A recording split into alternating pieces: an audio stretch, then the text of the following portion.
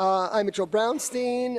Welcome to our council meeting of Monday, August 11, 2025. I have with me to my far right, Councillor Lior Azarad, Councillor Andy Schuster, Councillor Oren Sabag, Councillor Mitch Kajavsky, Councillor Dita Burku, Councillor Stephen Erdely, Councillor Sidney Benizri. We have the City Manager, Jonathan Schechter, Councillor Mike Cohen, and Pascali Tanguay, our City Clerk. So today, first we're going to adopt the agenda with the addition of a resolution. So Councillor Cohen, would you go ahead please and adopt the agenda? Yes, Mr. Mayor, I so move that the agenda be approved as submitted. Along with an adoption Along with the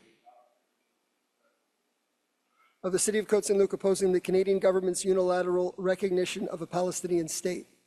The second thing that we would like to have is the land acknowledgement and then the rules for question period. Or no, yeah, just do those so we have them done. And then we're going to go on with a couple of other videos. But we could do the land acknowledgement first. We'll do the rules after. If it's one, it's fine. Justice, devoir du souvenir, liberté culturelle et inclusion sont des valeurs chères à la ville de Côte Saint-Luc. Nombre de nos résidents et leurs descendants ont construit leur vie ici, après avoir fui des situations difficiles ailleurs. Le Canada a été leur refuge. Mais pour les peuples et les communautés autochtones, les politiques gouvernementales au Canada ont créé des injustices. L'île de Montréal, où nous sommes réunis aujourd'hui, porte un nom beaucoup plus ancien, Shoshagué. C'était un lieu de rassemblement historique pour de nombreuses communautés autochtones. C'était aussi un lieu de diplomatie où a notamment été signé le traité de la Grande Paix de Montréal. Nous remercions la nation Gagnou-Geaga, également connue sous le nom de la nation Mohawk, pour son hospitalité sur un territoire non cédé. Nous devons reconnaître le passé afin d'avancer avec un esprit de collaboration et de réconciliation. Justice, remembrance, cultural freedom and inclusion are important values to the city of Côte Saint-Luc. Many residents and their descendants have made their lives here, having fled dire conditions elsewhere. Canada was their refuge. But for Indigenous peoples and communities, government policies in Canada created injustice. The island of Montreal, where we are meeting today, has a much older name, Shokshage. It was a historic gathering place for many Indigenous communities. It was also the site of diplomacy, including the Great Peace of Montreal. We thank the Gagnou-Gehaga Nation, also known as the Mohawk Nation, for their hospitality on unceded territory. We must acknowledge the past so that we can move forward in a spirit of collaboration and reconciliation. La ville de Côte Saint-Luc permet aux résidents et aux non-résidents de poser des questions en français et en anglais lors des séances du conseil. Toute personne souhaitant poser une question doit, au début de la séance du conseil, remplir le formulaire à cet effet qui se trouve à l'entrée de la salle du conseil. La période de questions d'une séance du conseil est limitée à 30 minutes, mais elle peut être prolongée sous réserve de l'approbation de la majorité des membres du conseil présent. Compte tenu de cette limite de temps et du souhait de permettre au plus grand nombre possible de personnes de poser des questions, chaque personne dispose de 3 minutes pour poser une question et une question de suivi au maire. Avant de poser une question, chaque personne doit indiquer son nom complet. Après la discussion des points à l'ordre du jour, il y a une deuxième période de questions. Au cours de cette deuxième période de questions, les participants peuvent uniquement poser des questions sur des points à l'ordre du jour. Finalement, personne ne peut utiliser un langage violent, offensant ou irrespectueux lorsqu'il adresse une question au maire. The Côte Saint-Luc City Council allows residents and non-residents to ask questions at its council meetings, in French and English. Every person wishing to ask a question in person must, at the beginning of the council meeting, fill out a question period form, which can be found at the entrance to the council chamber. The question period at a council meeting is limited to 30 minutes, but may be extended, subject to the consent of the majority of members of council present. Given this time limit, and given the desire to allow as many questioners as possible to ask questions, every person has 3 minutes to ask one question and one follow-up question to the mayor. Prior to asking a question, every person must state their full name. Following the discussion of the council agenda items, there is a second question period. During the second question period, Attendees can only ask questions about items on the council agenda. Finally, no person may use violent, offensive, or disrespectful language when addressing a question to the mayor.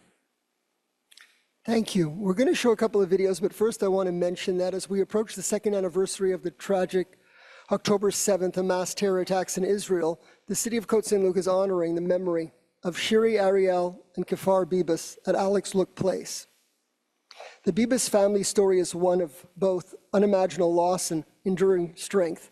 On October 7th, 4-year-old Ariel, his 9-month-old brother Kfir, and their parents, Yarden and Shiri, were taken hostage from their home in kibbutz near Oz.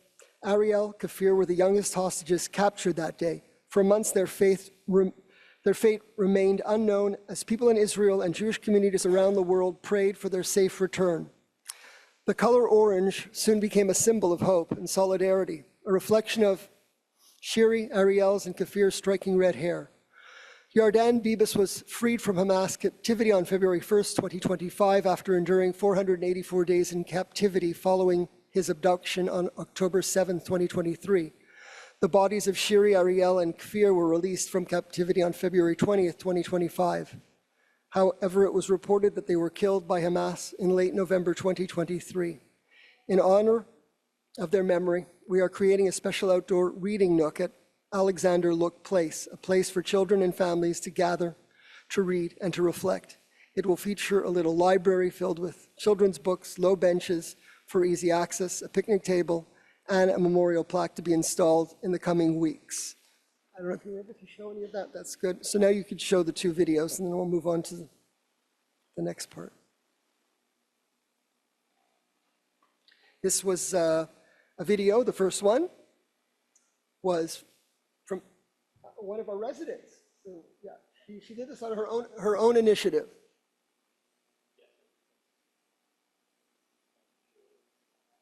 Of course, with approval of the city, but she asked to take the space in front of City Hall for one afternoon, and this was her own initiative to honor the Bibas children. Particularly, it was on the 6th birthday of Ariel. What are you doing here today? Yes, so today is a sad day for Jewish people of the whole world.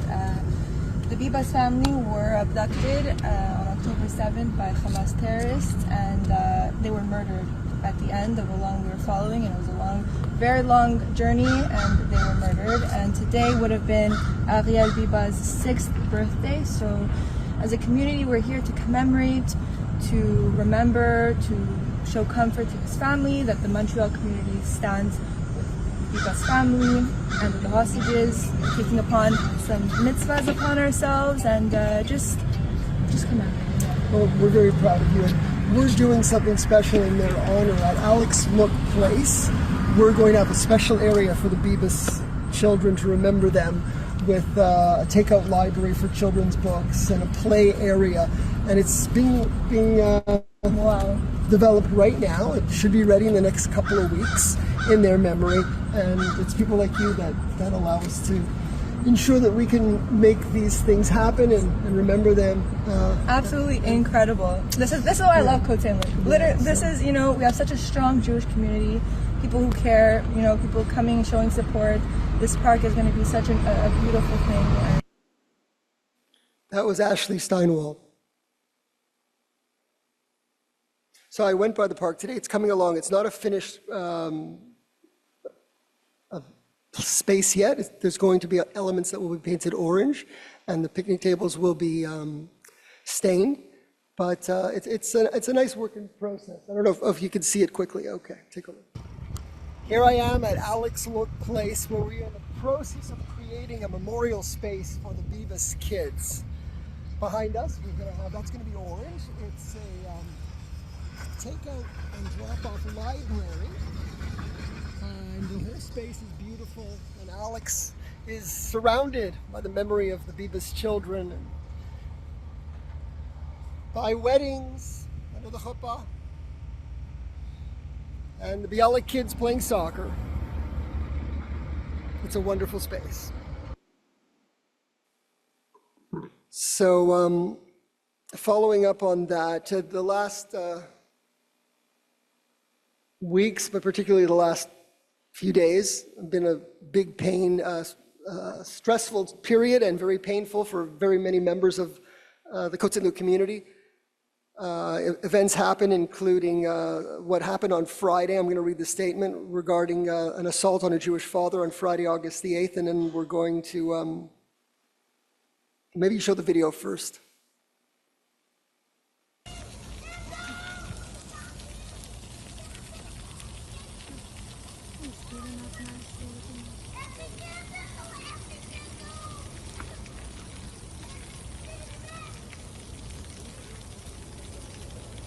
Why?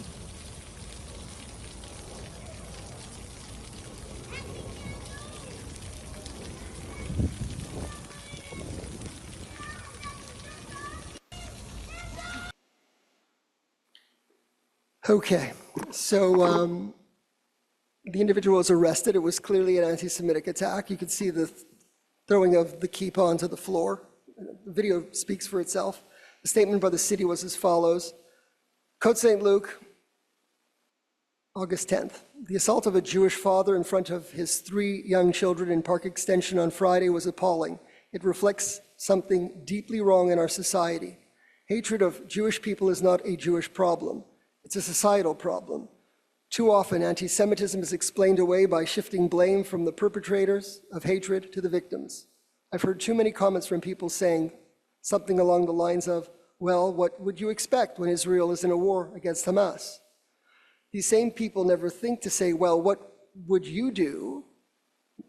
What would you expect when the City of Montreal administration and police force say that globalize the Intifada is not dangerous hate speech?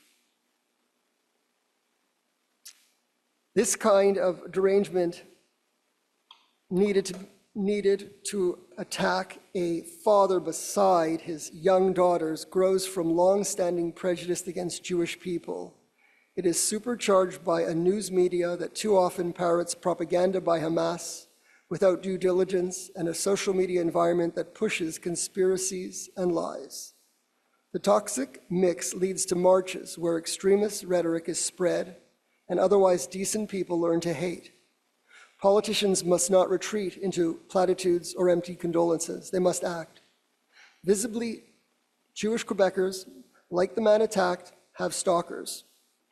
Unlike the mayors of big cities or government ministers, they don't have bodyguards. Their safety is connected to the level of ambient hate in the society.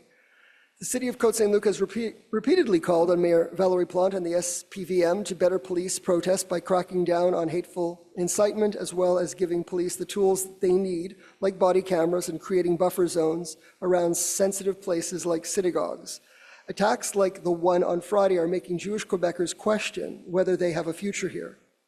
The people calling to globalize the Intifada, for anyone who doesn't know what that means, it means kill all the Jews everywhere, are no doubt thrilled by this. But I'm convinced that every day Quebecers from across this beautiful province are horrified because of what this says about their future too. I encourage my fellow Quebec mayors and all elected officials on the island of Montreal to speak out against this attack, and not just on a man and a community, but on Quebec values. So the four, we continue, we are presenting a brief. We did send letters to Valérie Plante. We are presenting a brief. It's quite a long, extensive brief on the simple things that can be done by the City of Montreal, 4 concrete measures that the city could take to address security concerns, banning the wearing of masks at protests, which has been done in other jurisdictions, using a policing model that defends the ability of police to make arrests when they have hate speech, for example, establishing 50-meter buffer zones around vulnerable locations, including places of worship, schools, and community centers, and increasing police presence and visibility at these sites. And what we've seen in the last week, we saw the issue at the Pride Parade, that they were, a Jewish group was excluded, and then when they were included, the police were present to try to protect them. Point of order, Mr. Mayor. I would urge you to please amend the city's statement using the phrase hate crime. Thank you. Okay. I'll have to have that in the statement that I just read. Yes, that's right. We can revisit it after Okay. the meeting. Thank you. I hope I read it correctly. Not sure what sentence. I'm not sure. You find it in the statement. I'm not sure. I'm not sure. The Find it statement and by the circle it. city that was issued, or by the I don't mayor. know. We'll look But at it afterwards. we can for look sure. at it. Okay. Okay, you'll have to circle that. So, all right, so the next thing on the agenda that relates to all of this is a resolution that we are, that Councillor Azarad is going to present. And I will turn the floor over to Councillor Azarad for that. Thank you, Mr. Mayor. Resolution of the City of Côte Saint-Luc opposing the Canadian government's unilateral recognition of a Palestinian state. Whereas the City of Côte Saint-Luc is committed to fostering peace, security, and mutual understanding among all communities, including those affected by the Israeli-Palestinian conflict. Whereas the Government of Canada, under Prime Minister Mark Carney, announced on July 30th, 2025, its intention to unilaterally recognize the State of Palestine at the 80th session of the United Nations General Assembly in September 2025. Whereas this announcement has raised significant concerns in the Montreal Jewish community and in the Jewish communities throughout Canada, all of whom value peace and security in their daily lives. Whereas the Montreal Jewish community during the past 2 years has experienced ever-rising incidents of hate and violent anti-Semitism in their daily lives at work, at universities, and in their local parks and neighborhoods. Whereas these incidents of hate and violent anti-Semitism have occurred in the following neighborhoods on the island of Montreal: Dollard-des-Aumont, Côte-des-Neiges, MVG, Ville-Saint-Laurent, Outremont, Westmount, Ville-Marie, and Côte-Saint-Luc.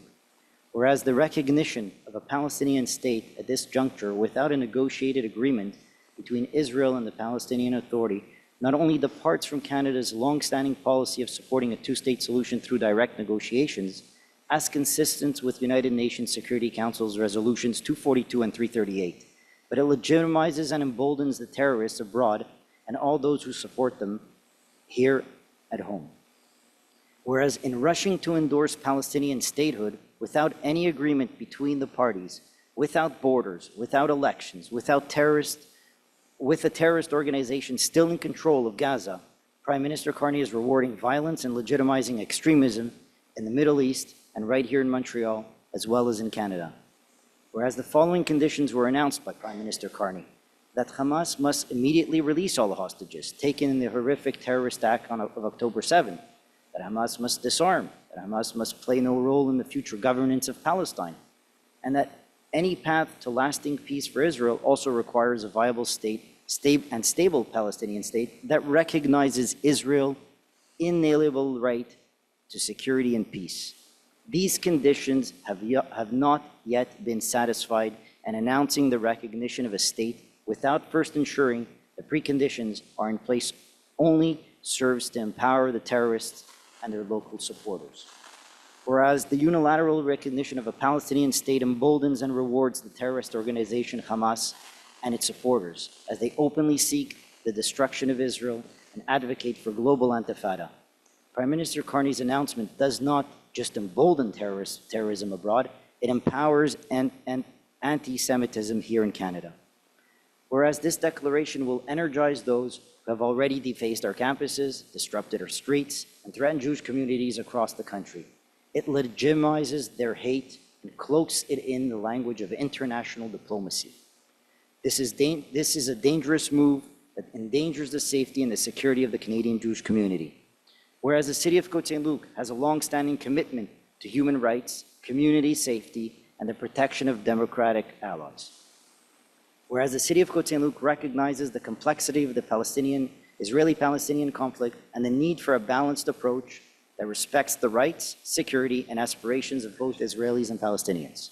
Whereas the City of Côte Saint-Luc believes that a premature recognition of a Palestinian state, absent of a comprehensive peace agreement, risks escalating tensions, undermining diplomatic efforts, creating increased divisiveness in our communities, and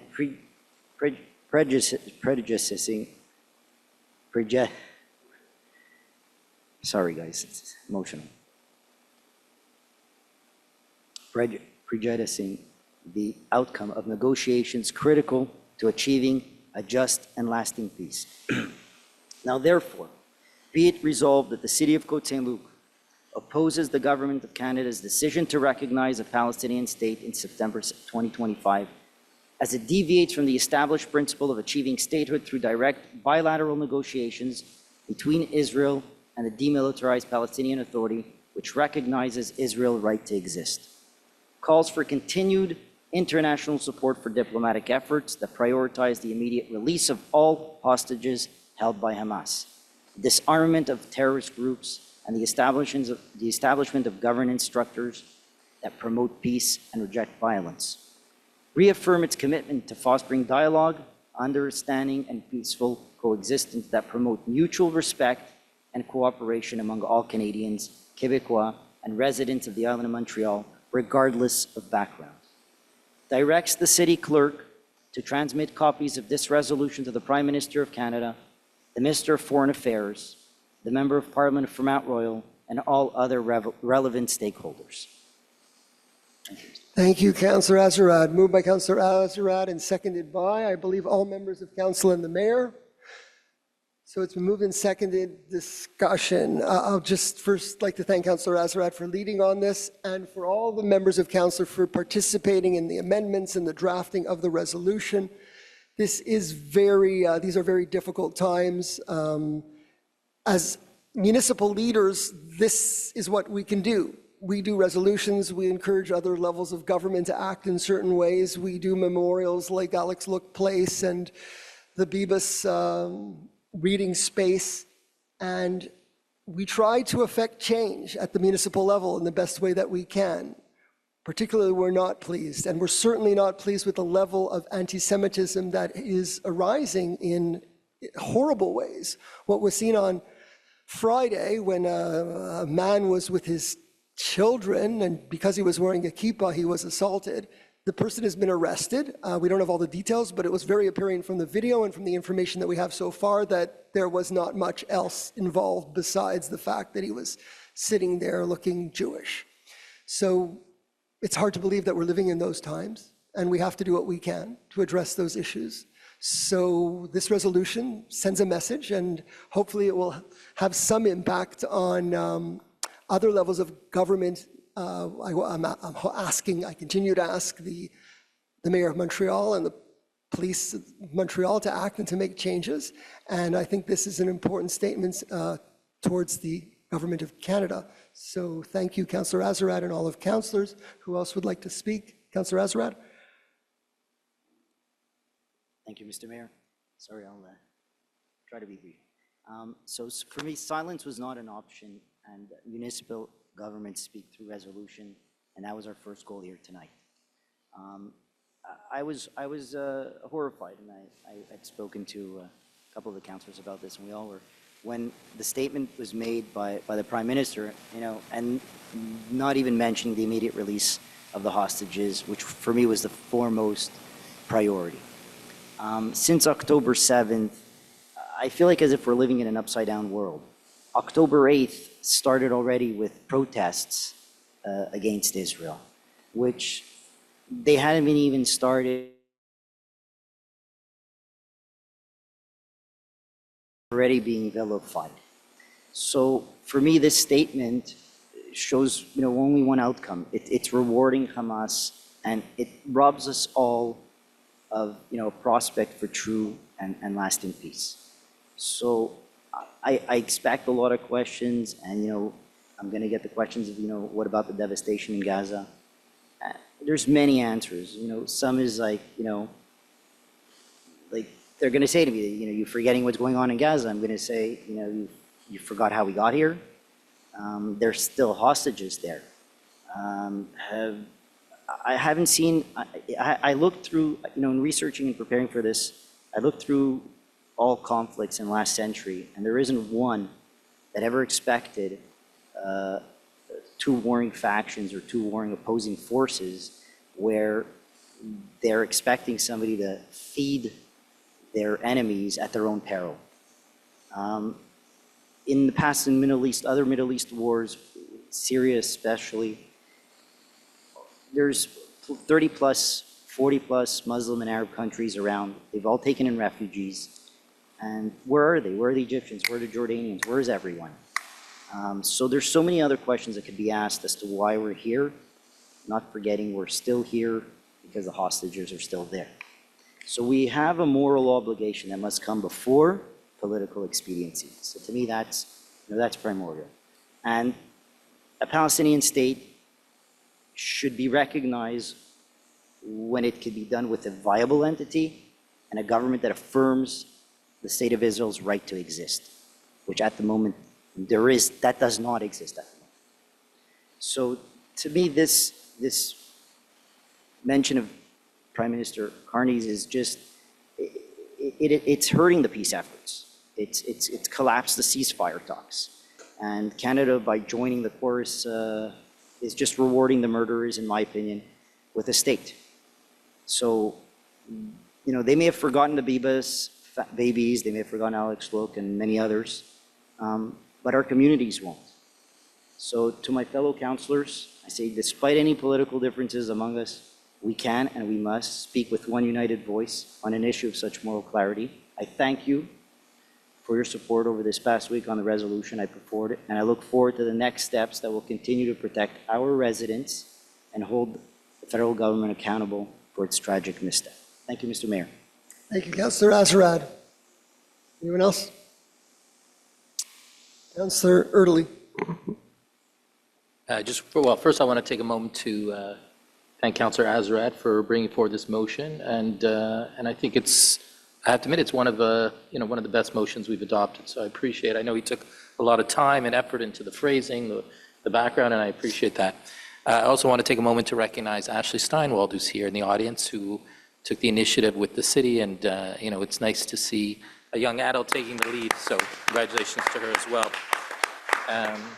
I'll just add my thoughts, and Councillor Azarad sort of mentioned it, but just to play off that I also feel that since October 7th, we're living in a bit of an alternate world, an alternate reality. I have to think back to the times when my parents were young. For us, in terms of, let's say, Canada, to experience this type of anti-Semitism, it wasn't something I ever experienced in my lifetime, thankfully. But as was mentioned in the motion, my concern is actions like this do empower anti-Semitism here in Canada. It makes it harder for someone to be openly and proudly Jewish, to wear a kippah in public, and that is something that scares me. It's a sad reality when I get an email about an event in the Jewish community, and I'm told, we're not going to tell you the location of the event until a few hours before the event. Why? Because we're worried that there'll be protest outside, that there'll be someone coming, that there'll be, anti-Semitic action and so on. That, it's something that still hits me every day. Every time I get an email about an event and they say, oh, we can't tell you the location. And that's something that we shouldn't just accept. We shouldn't just say, oh, that's normal, because it's not normal. And I think it takes resolutions like this, it takes people acting up, speaking up. Now, regardless of your opinion of what's happening on the other side of the world, it should not lead to anti-Semitic actions in Canada. It should not lead to these types of actions in Montreal, in our community. And I hope with enough people speaking up, things will change. Thank you. Thank you, Councillor Erdely. Councillor Cohen. Yes, Saturday night I was downtown. I was not expecting. I heard all kinds of noise and horns and walked a block, and there they were, the typical Palestinian protesters, doctors against genocide, speaking cruelly about Israel. You could see the hate in their eyes, these people. It was, and I was there, I blended in, I guess. It wasn't, the people there were of all different nationalities, I would say. And I just watched, and then I took out my camera and I did one of my Instagram videos, which you could see on my feed. And what struck me was this was the day after the assault on this innocent Jewish man. And there were, of course, even these doctors, heaven forbid they make a statement about the horrible incident that took place, that's not who we are. But no, it was just the hatred. And I think in many ways we have our new prime minister to thank for this. Needless to say, I'm among those who is deeply disappointed by this man. He was elected by the majority, not the majority, but a strong minority of Canadians to deal with Donald Trump, and I wish he'd stick to that and keep his nose out of the Middle East.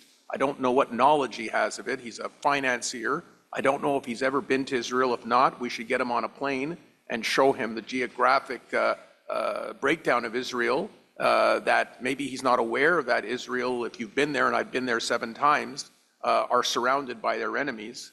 And I think he needs a little bit of an education. And the same thing goes for his foreign minister. I don't know where her qualifications came to be a foreign minister, because she seems to be reading from cue cards every time she makes a statement. So they're a terrible disappointment. And I think when one of the largest Jewish municipalities per capita in Canada makes a resolution like this is unprecedented in my 20 years that we've done something like this. We're sending a message to him directly, to Prime Minister Carney, that the demonstrations that I saw Saturday, they're emboldened by his actions. So see if you can deal with Donald Trump, who I don't like, but at least he's pro-Israel, and stay out of the Middle East, where you don't seem to know what you're talking about. Anyone else? Councilor Burku? Yeah, so traditionally, council, we never really pronounced ourselves on international Thank you, Ashley, affairs for and coming. Thanks a lot. and how to given our opinions on how the government of Canada should conduct itself with regard to foreign nations and foreign policy. But in this case, it affects us directly, absolutely directly. And it's because of the impact it has on us as a community and the other residents of good faith and law-abiding citizens of the island of Montreal, be they in Dollard or Ville Marie or Outremont, wherever they may be, who are affected by the fact that now the terrorists, those who support terror, those who support the globalization of the Intifada, they're empowered.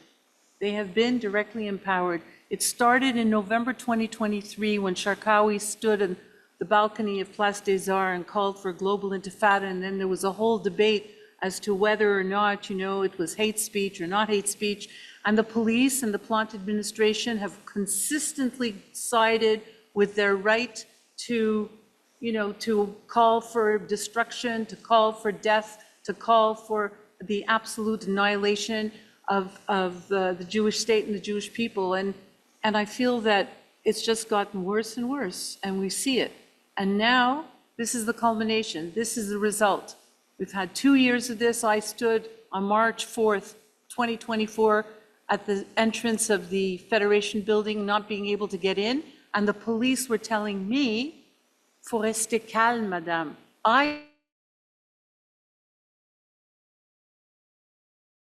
Interrupting and doing everything possible to intimidate and to harass and to force our residents, our community members to run out the back door, be it from the Shar Shemayim, be it from the Federation building, be it at the synagogue at the Spanish and Portuguese.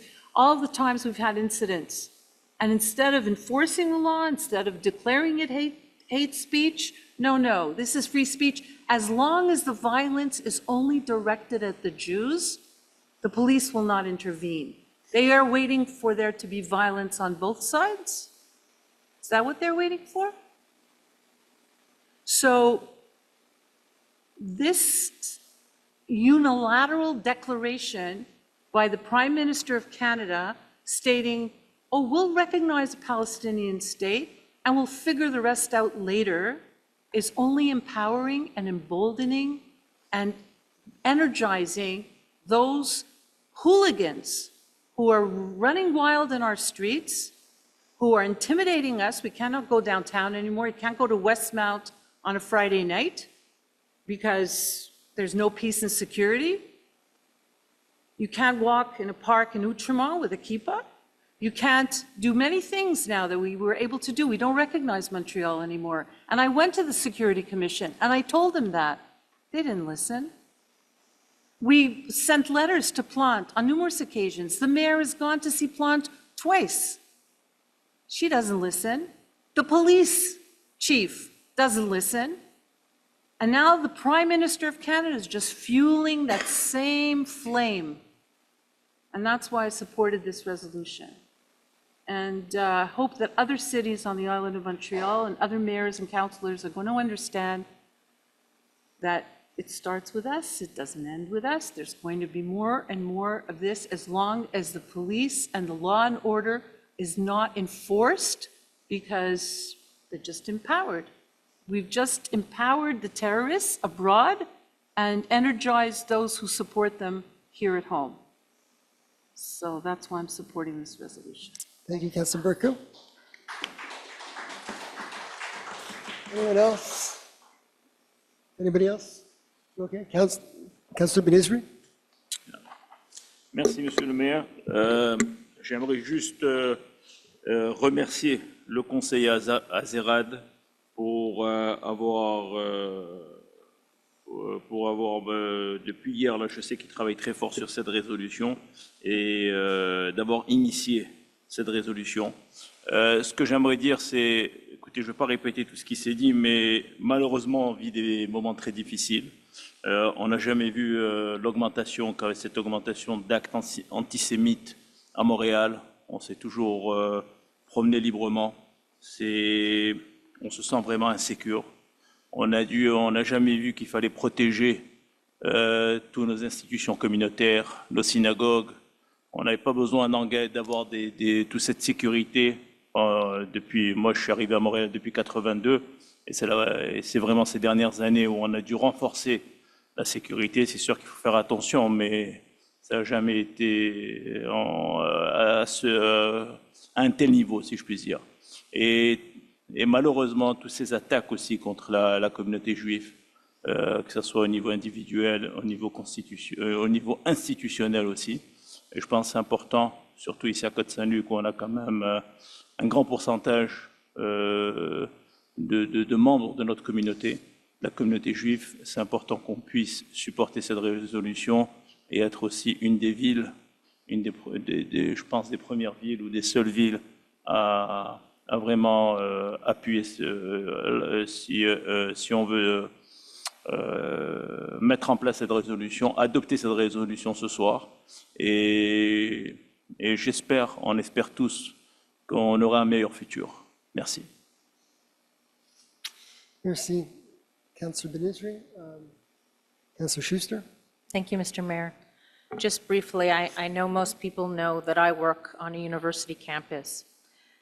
If Prime Minister Carney recognizes a state of Palestine at the 80th session of the United Nations General Assembly in September 25, as university students go back to campus in late August, I can only imagine that a safe workplace for Jewish employees of our universities and college campuses and the safety of our Jewish students will once again be in further jeopardy.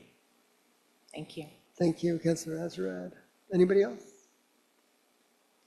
Okay, so all in favor? I guess we all seconded it, so we're all in favor. Carried unanimously. Thank you all very much. And we'll move on to the next item on the agenda, which is question period. And we'll start with Michael Shafter.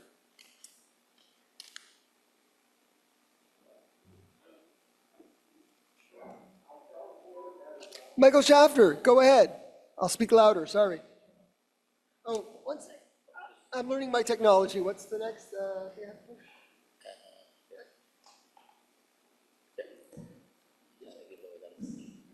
Okay. Yeah. A little off topic. Why not fly a Israeli flag, a Quebecois flag, a Canadian flag, and a Côte Saint-Luc flag from the Guelph Street overpass? And the caption is, "We're all in it together." French and English, Yiddish or Hebrew, whatever. I guess he means the underpass. The specific thing that I wanted to mention was housing. I've been fortunate as a Jew that my children have been able to afford a house, a starter house, a move-up house, whatever. But as a Jew, I and my children would like the same for everybody else. And unfortunately, land is very expensive. But they have houses that are prefab, that could be built less expensive if we have the land. So if you're out in the ocean and you see all the salt water and you're thirsty, you're saying, water, water everywhere, but not a drop to drink. The CP rail yards has 1/3 of the land underutilized, which can be used for housing. It isn't an easy push. They received that land 150 years ago. They paid nothing for it. You may say that there are legalities or problems, but the 10 of you can talk with one voice. Give it over to Anthony, Housefather, give it over to Macaroni Carney, and say, hey, these yards are in every municipality right across the country, Okay. and we need the housing. Will you do so? 3 minutes. Anybody else want to answer on that, since you're the lead on that? So, yeah, we've done that many times, and we're still in communication with CP. We're always in communication with CP, and yes, it's not loud enough? Testing, testing. We are always in communication with CP. The offer still remains. We've always willing to take over their land. They don't want to give us any land. We want even some of that land as a potential route for the Cavendish extension, because there's different ways that we could use that land. So yes, we're constantly in discussion with them. But in terms of housing, the master plan includes a lot of types of housing at the 3 mall developments, and that should be passed in very early in the next mandate. And that will allow for all different types of housing at the Carey Square, Cavendish Mall, and Côte Saint-Luc. So hopefully that will provide opportunities. Thank you. My fear is that we may lose the Cavendish extension if Quebec and Montreal came together and said, you know that contract we signed to give over the land to Montreal with the consideration of building the Cavendish extension? We together now are taking it out of the contract. We signed the contract, we're now taking it out. Now it becomes even more difficult. So I say to you, push the agenda, just talk about it. I know how difficult it is to do, but if we can crack the nut here in Côte Saint-Luc, we can do it right across the country. Thank you. Okay. We're doing Thank you. exactly the things you're asking for. But thank you, Michael. Sharon Friedman.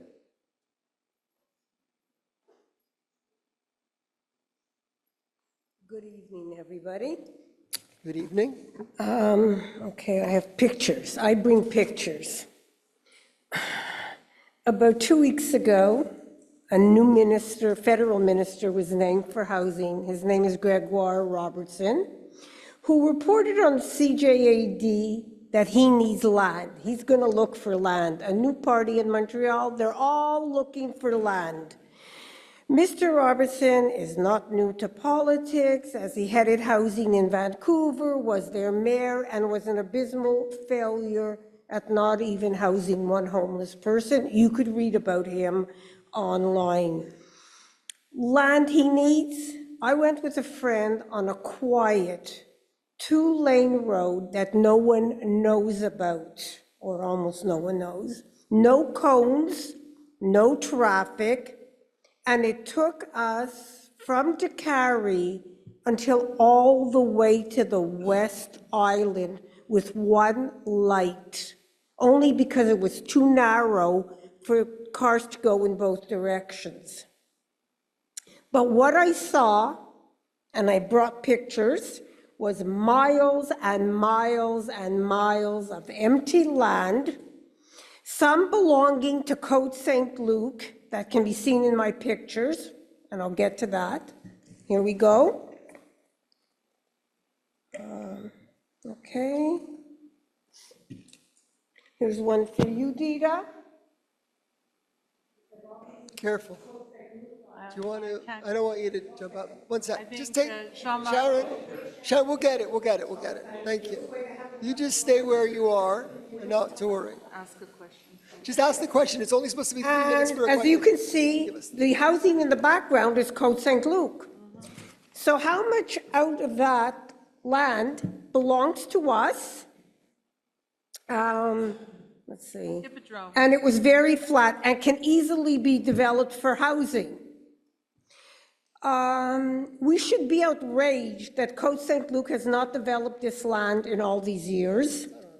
If it belongs, what That's not part our land, belongs, that's because Hippodrome. wait, That's hold on. Hippodrome. That's not our And land. although I am not a contractor, I hung around with a lot of builders, let me tell you, it would be no hardship to build on this flat land, the Cavendish extension. Ms. Freeman, that is the Hippodrome land, that picture. What? It's not our land. That's Hippodrome in Montreal. That land in that picture is the Hippodrome land in Montreal. Okay, in this, all these pictures, Well, the one you gave you us. don't own any of this land? Well, look, I don't think so. We'll take a look at it, but Okay, here you go. I think, Because I don't understand, because they say it's Côte Saint-Luc. first of all, But even if it's not, let's say it isn't, I don't know. There's none of this land belongs to Côte Saint-Luc? we don't own any land. It's either CP Rail land or Hippodrome land. It's not the Hippodrome land is that was Montreal. not the Hippodrome. That was outside of the Hippodrome. I was way Okay, so it's beyond CP that. Rail land. So then it's CP Rail land, and we just dealt with that with Michael Shafter. That's CP Rail land then. All of It's it? not ours. Okay, Well, it's doesn't not matter. ours. No, We owned it, I we think developed some it. of it's yours, but It might be in our territory, But it's not regardless, ours. there is empty land that can be easily developed.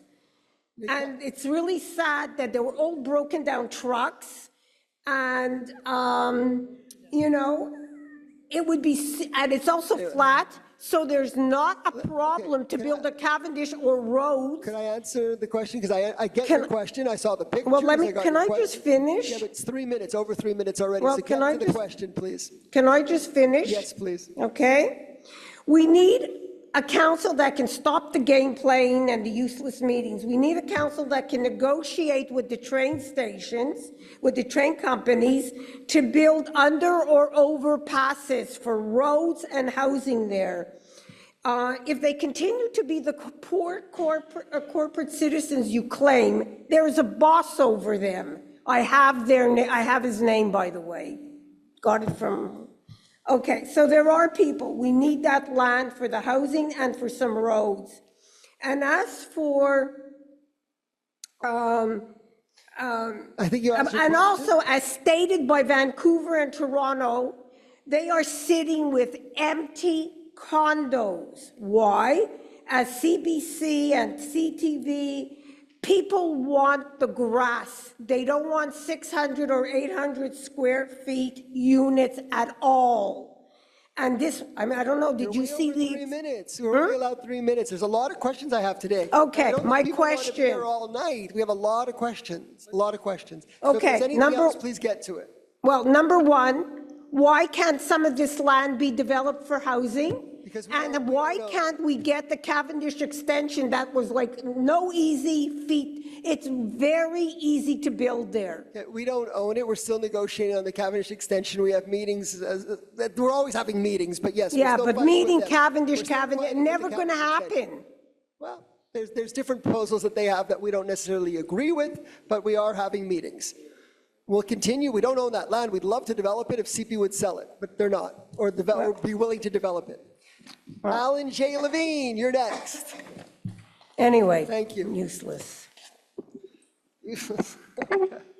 Thank you, Mr. Mayor. Thank you. My name is Alan J. Levine. Welcome. I live on Wahlberg. I've lived there for 42 years and a proud member of District 8. Now, first of all, I'd like to congratulate the council. You know, I wasn't a big activist, but I'm an activist again. I think we all have to be activists for two things, for peace in Israel and for the right for Israel to exist. And I congratulate you, Mr. Azarov, congratulate the council. This is a very, very important thing to do. We cannot be silent. We all have to be activists because we don't have a choice. Now, to my question. You know, the money that the city uses to fund projects can come from various sources. It can come from surplus. Surplus can put money into the reserve for certain projects. You can do that. And finally, there's a basic other choice. You can buy bonds. Now, at the beginning of the year, I got sell bonds. At the beginning of the year, I got your little memo that came about the city having an $8 million surplus, $8.3 million surplus. I do understand that at the beginning, the first trimester, we don't have any taxes coming in, so we don't have money. But you know, Mr. Mayor, all the taxes are in. I just don't understand why we want to raise the tax money for the people by going ahead and selling bonds when we're so rich right now. There is an item 7C. It says concurrence pour réduction pour the bond issue. Why are we buying bonds and raising taxes for the people when we can pay this out of our surplus? We should have the surplus. The city should be cash rich now. We've had the first installment, the second installment. You know, I've worked on the budget for so many years. I'd just like to know, like, what is this project that needs suddenly $2.2 million, and what's your business case for selling bonds instead of taking the money out of the surplus and ensuring that we don't raise taxes? Thank you for your question, Councillor. Could you answer? Councillor Early's so busy. No, he's our Minister of Finance. Go ahead, Councillor Italy. Okay. Thank you, Mr. Mayor. So thank you, former Councillor Levine, for the question. So I'll answer a few points. So first, your point is a valid one in terms of borrowing less money, and that is something we are looking into, and I'll give it a good example. This year, we're doing about $500,000 worth of small parks projects, and instead of borrowing the money, we're using money from the surplus for this. Another example. Sorry, you're using the surplus, or are you taking it from the reserve? No, I'm saying we take it from the surplus. Okay. So this is just one example. I'll give you another one. Another one in general is what we call the working fund. So the city has invested about $2.5 million into the working fund. And how much have you put in the working fund this year? $1 million? $2.5 million. $2.5 million. Okay, Yeah. good. So okay. I'm saying the city has put 2.5, so $2.5 million into what we call the working fund, and I guess Councillor Levine, it's sound budgeting. It's sound budgeting. But just to explain for the other members of the audience, a working fund is basically a fund that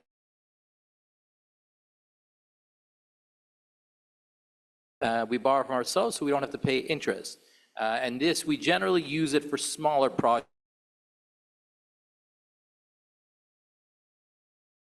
And we try to do it with projects that can be done within a year or two. So quick, easy projects. For longer ones, we do tend to borrow. But I would say your point is a valid one. It is one we are looking at.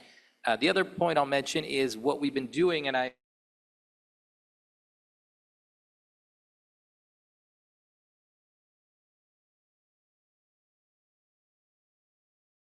because we have to pay the agglomeration in 2 installments. It's something we've been trying to push for years, but right now we pay them in 2 installments, so we need to get the money from our residents. And your Fres Active as well. So we cover the costs. Now, when we have some extra money that we don't necessarily need, what we do, and this is something our treasurer does on a regular basis, he takes that extra money and invests it into either GICs or high interest savings accounts and so on. So we've managed to generate, and like I said, I was trying to find the number, but I couldn't find it, but I would say about $750,000 a year in interest payments. I agree with all this, but you're not answering my question. I want to know, what is this $2.5 million for, and why are you not taking it out of surplus instead of raising the taxes by selling bonds? So what I'll share is this. Remember, this is our rich point. You should have more money in the bank now than any other time of the year. So what I'll say is this. So you're talking about item 7C. So item 7C is a refinancing of an old loan, of a loan that goes back several years. So what we're doing is refinancing. Now, however, part of that, what we decided, although be it a small part, in 7D is we've decided rather than borrow money for $37,000, we're just going to repay it. The 2.2 million, right now we're borrowing because it's an old account and we want to finish this one off. But what I guess my point is moving forward for new borrowing, for new projects, what we're looking at is to try to say, okay, is this something we can fund through the surplus as opposed to, let's say, through borrowing? I'll just mention, we have a larger surplus than we've had in several years. You are correct. What I would say, this surplus came from mutation taxes, not from revenue from taxes. You can't do that. You can't say that that's a windfall. It's not a debate, though. Let him answer. You had your question. You can have a supplemental question, but it's not a debate. I'll just make two additional points. One is, you're right in that this came from welcome tax. Exactly. This came from the mutation tax. We were very lucky. This year, we don't know if we're going to be so lucky. 2024 was a very good year. Could you give me a hint? You say you're not so lucky. How much did you budget? How much did you budget for mutation tax? Again, it's not a back and forth, but I'll finish the point. Last year, we budgeted about $2.5–3 million. We ended up with a significant surplus, mostly because of welcome tax. For the current year, we budgeted, again, about $3 million, and we're looking to be on budget with the $3 million. Now, we'll still see that we're in August, so the year is not done, and we're always a few months behind because it takes time for all the paperwork, but we're looking to hit the budget but not generate a big surplus. So all that to say, part of the plan is to keep that, and I guess my last point is, although we do have a larger surplus than we have previously, if we compare ourselves to the other demerged cities, we are, I would say, maybe somewhere in the middle.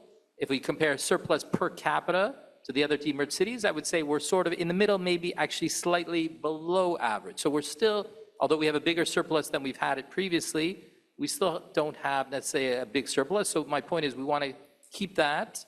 Part of it we do want to spend on projects, on capital projects. Part of it we do want to maintain because my belief is to save a little bit of money for a rainy day at the same time. I agree with you that I have one supplementary question. You've been waiting for 3 minutes. What about the outstanding legal contestations against us?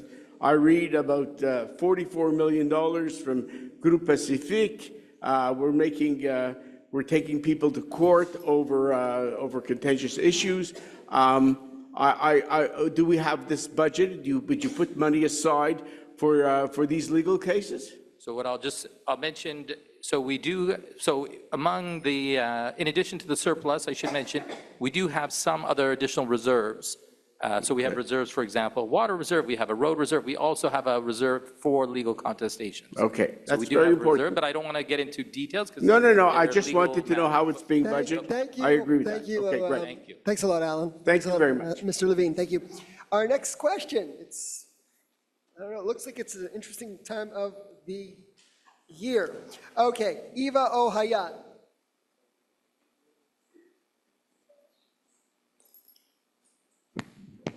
Bonsoir, messieurs, dames. Bonsoir. Bienvenue. Alors, je viens ce soir vous parler d'un problème qui me préoccupe depuis quelques jours. Samedi, je me trouvais au parc Alan Levine, aux alentours de 6h30, et j'ai pris une photo d'une dame. J'ai envoyé la photo à M. Kudjavski parce que je suis inquiète. Une femme toute en noir, des lunettes noires, avec le kéfier dans la main, et elle prenait des photos pas loin des enfants qui jouaient dans le parc. Donc moi, j'ai pris une photo d'elle, et je viens ce soir vous demander, est-ce que vous allez renforcer la sécurité à Côte Saint-Luc après l'événement qui est arrivé il y a quelques jours à Montréal? Ça, c'est une première question. J'ai une deuxième qui me tient à cœur, c'est le parc qui est juste en face de l'école des Enfants du Monde. À chaque année, à la fin de l'année scolaire, le parc est dans un état lamentable, les clôtures sont arrachées, le rubber qui est dans le parterre, là, tout. Alors, est-ce que la ville peut intervenir auprès de l'école pour leur dire de faire attention, ou alors renforcer la sécurité, ou alors carrément qu'ils utilisent leur parc qui est à l'intérieur de l'école? Pourquoi utiliser le parc de l'école? OK, merci pour les deux questions. Je ne sais pas qu'est-ce qui se passe avec ce madame. J'ai donné la photo, je l'ai envoyée à M. Kujavski, il peut vous la donner. Il peut répondre à la deuxième question. Mais pour la première question, j'ai reçu un avis de la police aujourd'hui qui fait plus de surveillance dans tous les coins de la ville parce qu'il y avait des autres incidents dans notre ville. Ça veut dire qu'il y a beaucoup de sécurité additionnelle. Pas pour les raisons que vous avez venues aujourd'hui, mais il y a des autres incidents qui se passaient avec des voitures, des autres problèmes dans la ville. Et il encourage les citoyens comme vous d'informer la police si vous voyez quelque chose extraordinaire en pesant le 911. Et il fait le porte-à-porte aussi dans les coins où il pense qu'il y a besoin de plus d'informations à des résidents dans notre ville. Et pour l'autre question, c'est M. Kujanski? Bonsoir. OK, Oren, go ahead.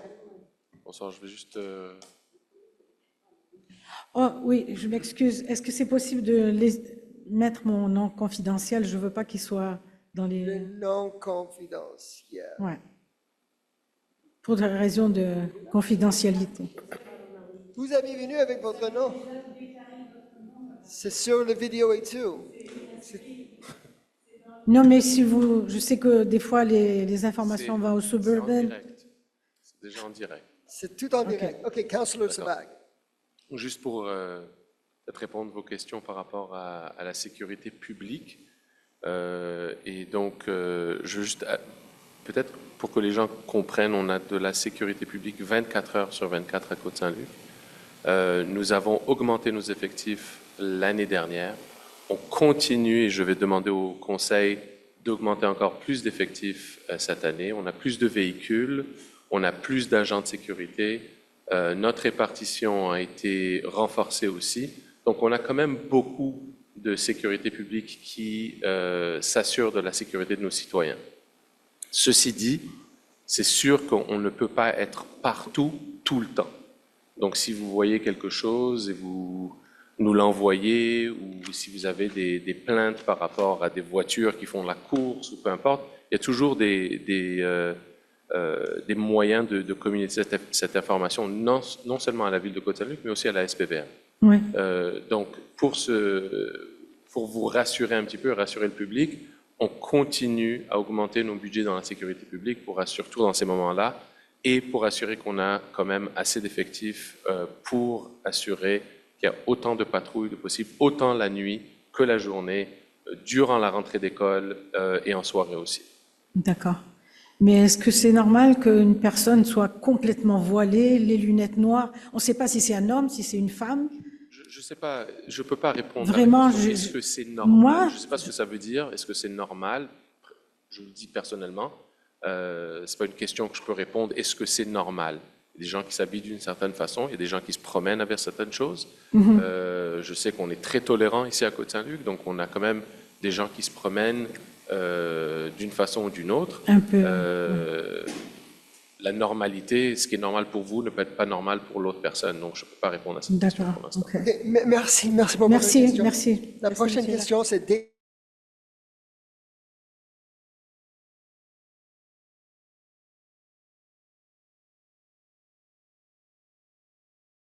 Thank Councillor Lior again, and the council for passing that very important resolution. I think everybody needs to forward that resolution to their MPs and to the Prime Minister. And I think we need an unapologetical stance by MPs across the country to the stance by our MP. One thing I wanted to mention also is I was at the park near Outremont where the young man was assaulted. I met with him. We were wearing our kippas freely, openly. And one thing I want to say is they might be emboldened by the actions of our MP, but our community is strong. We're not scared. We're standing up strong, and we're going to continue standing up strong together. And I think that's the most important, is we need to stand up strong as a community all together. And I hope that the efforts with the agglomeration need to be doubled. I think we need to push the agglomeration, the SPVM, Daer, Plant, to actually do something. They've been weak, we know it, and we need to push a lot harder. We need to be much stronger with our voices, and we need to push them a lot harder. So I would appreciate that, and thank you very much. Thank you very much. And as I said, we are in the process of writing what right now is a 20-page brief with all types of examples of other jurisdictions and what has been done in other cities. And it's going to be presented in September at the Security Commission, and it deals with the ways, simple ways, that we can make our city safer for all of us, including bubble zones in front of synagogues and sensitive locations, increased police presence, not allowing your face to be covered just for any purpose during a protest, not allowing hate speech. There are things that can be done by the police. Arrests have to be done when there are laws that are broken, and it's not happening. There is this policing strategy right now, which is just, let's see how things go, and all we want to do is keep the peace and not rile things up, instead of ensuring that Montrealers are safe. And if we don't have a police strategy that sends a message that if you break the law, you get arrested, then we're not going to feel safe. It's only going to get worse. So thank you for that question, and our brief should be hopefully well received by the Security Commission. It was what was requested after I sent my letter in June to Mayor Plante and got a call from the administration to do that. So we're doing it, and hopefully it will be well received and supported. I know Mayor of Westmount, Christina Smith, will be presenting with me. She sits on the Security Commission, and we will be asking the ASM mayors to support. Okay. I'd like to add something, if you don't mind. It's fine to come to a city council meeting in Côte Saint-Luc, but it's completely another level when you go down to the Montreal City Council or when you go to the agglomeration city council, because especially in 2024, during the height of the war, there were dozens and dozens of people going to the agglomeration meetings, harassing, haranguing, asking them for all kinds of resolutions and for all kinds of declarations against, Israel and against the mayor of Hampstead and so on and so forth. It's very hard. They don't hear from the other side. They don't even know that we exist, to be honest. It's just completely another world. So for us to hear you, that's great. But unless Michael knows this because he's been downtown, and he knows what a hassle it is to get there and do it. But if you want to go to the agglomeration meeting or the city council meeting, there's going to be one on August 25th, and then again on August 28th. Those are going to be the city and the agglo meetings, and there's going to be another 2 in September. And that's what needs to get done, in my opinion, because they're not listening, because they really don't care. Councillor Italy? Yeah, if I can just chime in to add to Councillor Burku's point, obviously it's the mayor and Councillor Burku tend to attend more of the agglomeration meetings or sessions downtown, but to add, I would say it's at least 10-1 in terms of those speaking up against Israel or against, in terms of actually, I'll give a simple example. I went to the police commission annual meeting in terms of reviewing budgets, and every single comment before was about defunding the police. That's what it was about. It was about defunding the police and how terrible the police was. And I was the last person to speak after waiting patiently. And I was the only one to say, hey, well, we actually need more support from the police. We need more funding for the police. We need to make sure they're doing what they're supposed to be doing. And literally, I was the only one saying that when every other comment was the opposite. So it's very nice people coming to the council meeting in Côte Saint-Luc. We appreciate it. But if you were willing to take the time to go to the Montreal Commission meetings, as the mayor mentioned, or as Councillor Burku mentioned, it would make a significant difference. Thank you. Thank you. And now we have Mark Lokshin.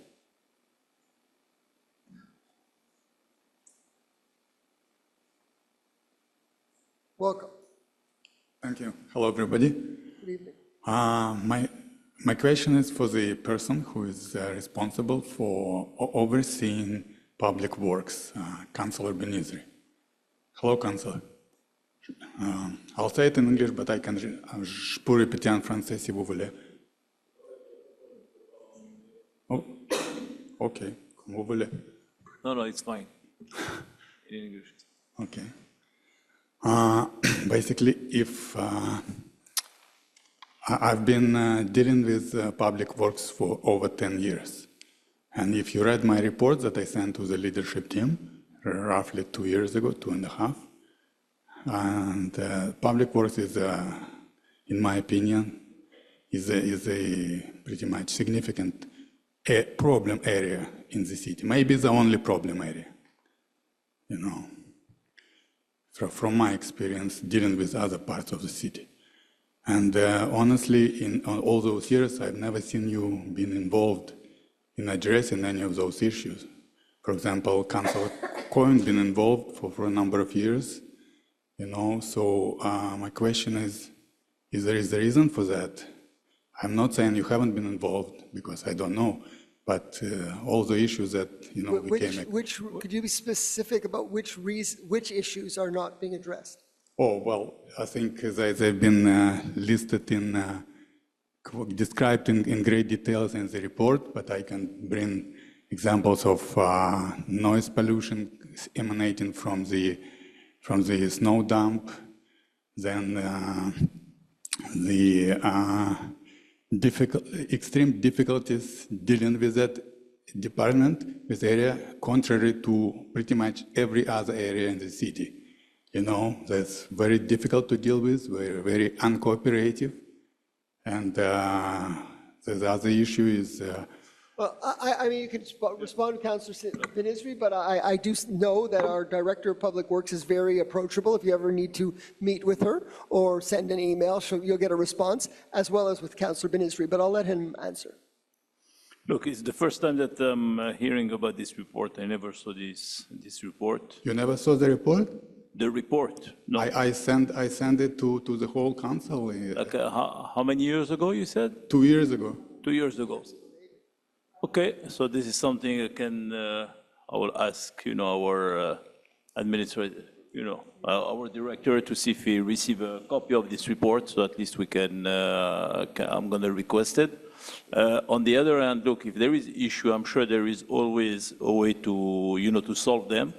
I can tell you that, you know, that we have a great team, you know, at Public Works. For sure, you know, sometimes, you know, answer a call can take, when there is something that needs to be repaired, sometimes it can take more, it can take a little bit more time depending of if we have all the material and, you know, in place. But I can tell you that as soon as we have any request, I know that we have, you know, teams in different areas. Can be parks, can be, you know, the road, can be, you know, the surfacing, all kind of different requests. So, you know, I'm a little bit just surprised, you know, to hear, you know, this, if we don't have exactly, you know, the kind of issue that you are referring to. And would be very, I'm available, you know, if we need to, if you want to reach me, and even to have a meeting with our Director of Public Works, Beatrice Newman. So I can, after the meeting, I can give you my phone number and we can be in touch. Absolutely. I think that's a good idea. We do have that report. I mean, I checked in my emails. There was a report you sent us in March of 2023. So if you want particular follow-up, it's mostly, a lot of it deals with noise pollution and other matters related. But if you want a meeting with Councillor Ben-Isri, arranged. Okay, but there is a new version coming up very soon that has more Public Works related information. So well, there's a whole team there, right? So you want us to wait for the new version? And oh, you can absolutely. You can wait for. Probably it's even better to wait for the new version because there is more related related Public Works related stuff that wasn't in the original version. So as soon as we receive the new version, we can be in touch. Okay. Okay, and to do a follow-up on this. Okay, thank Very you. good. Yeah, thank you, Councillor. Thank you very Mr. much. Mayor. Thanks. Thank you. And thank you for the time that you've taken to work on this. Norm Sabin, please.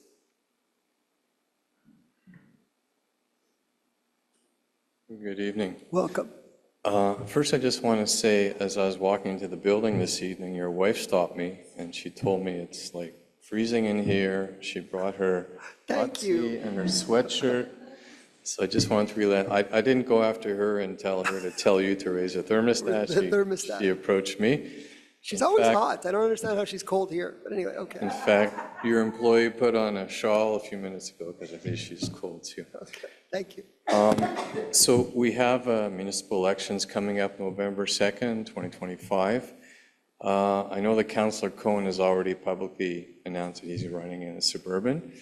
I hope I'm not out of line by asking this question, but I'm wondering if each councillor and the mayor could state whether they're going to be running again or whether they're undecided or they're not running. Would that be possible to make a statement this evening from council?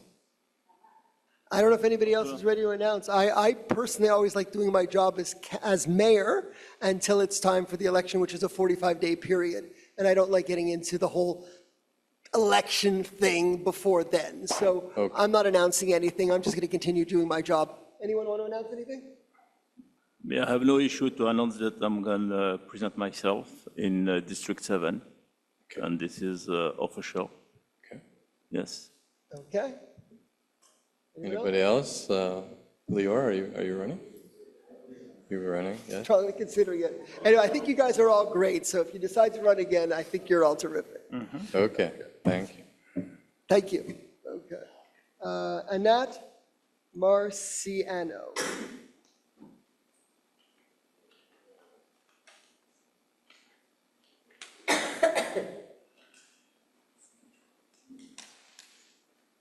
Hi, good evening. I just wanted to say thank you for the resolutions that are being taken tonight. And I wanted also to say if it's possible to publicize it so that everybody knows about it. Where would it be publicized? Well, it's going to be on our website, and it's certainly going to hit the Suburban, I hope, and we'll hopefully get it to the Gazette. Is there an article prepared for the Suburban? Well, I mean, I'm sure he's taping it right now. I think it's going to be front page, right? Let's hope. C'est toi qui t'en occupes, Régine? No, I mean, it will get media, I'm sure. Okay. Thank you. Okay, perfect. The other thing I want to ask, the fleet constructions are going on until when? 3 more weeks, right? End of August. And by the way, it's a stop. We made it stop and go, and all the signs, some of them have not been properly bagged. All the signs are being bagged so that you could turn left. You could always you'll be able to turn left, stop, turn left, go, stop, go. And that's the best we can do. But the good news is it's going to be a nice street once it's redone. And we're doing it in the summer when traffic is as low as it could be. Perfect. Thank you very much. Thank you. Okay, Jonathan Ben Simon. Okay, Jamie Fabian.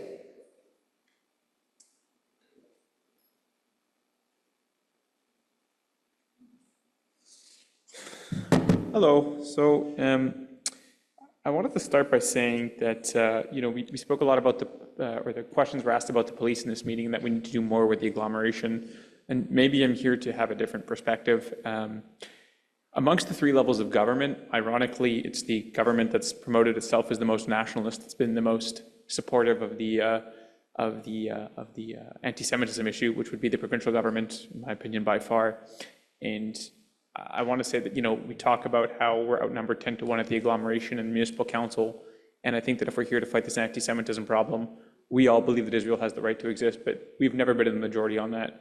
And I think the way to win that is not through, showing why Israel has the right to exist, but to show that these pro-Hamas, pro-Intifada protesters are anti-Canadian.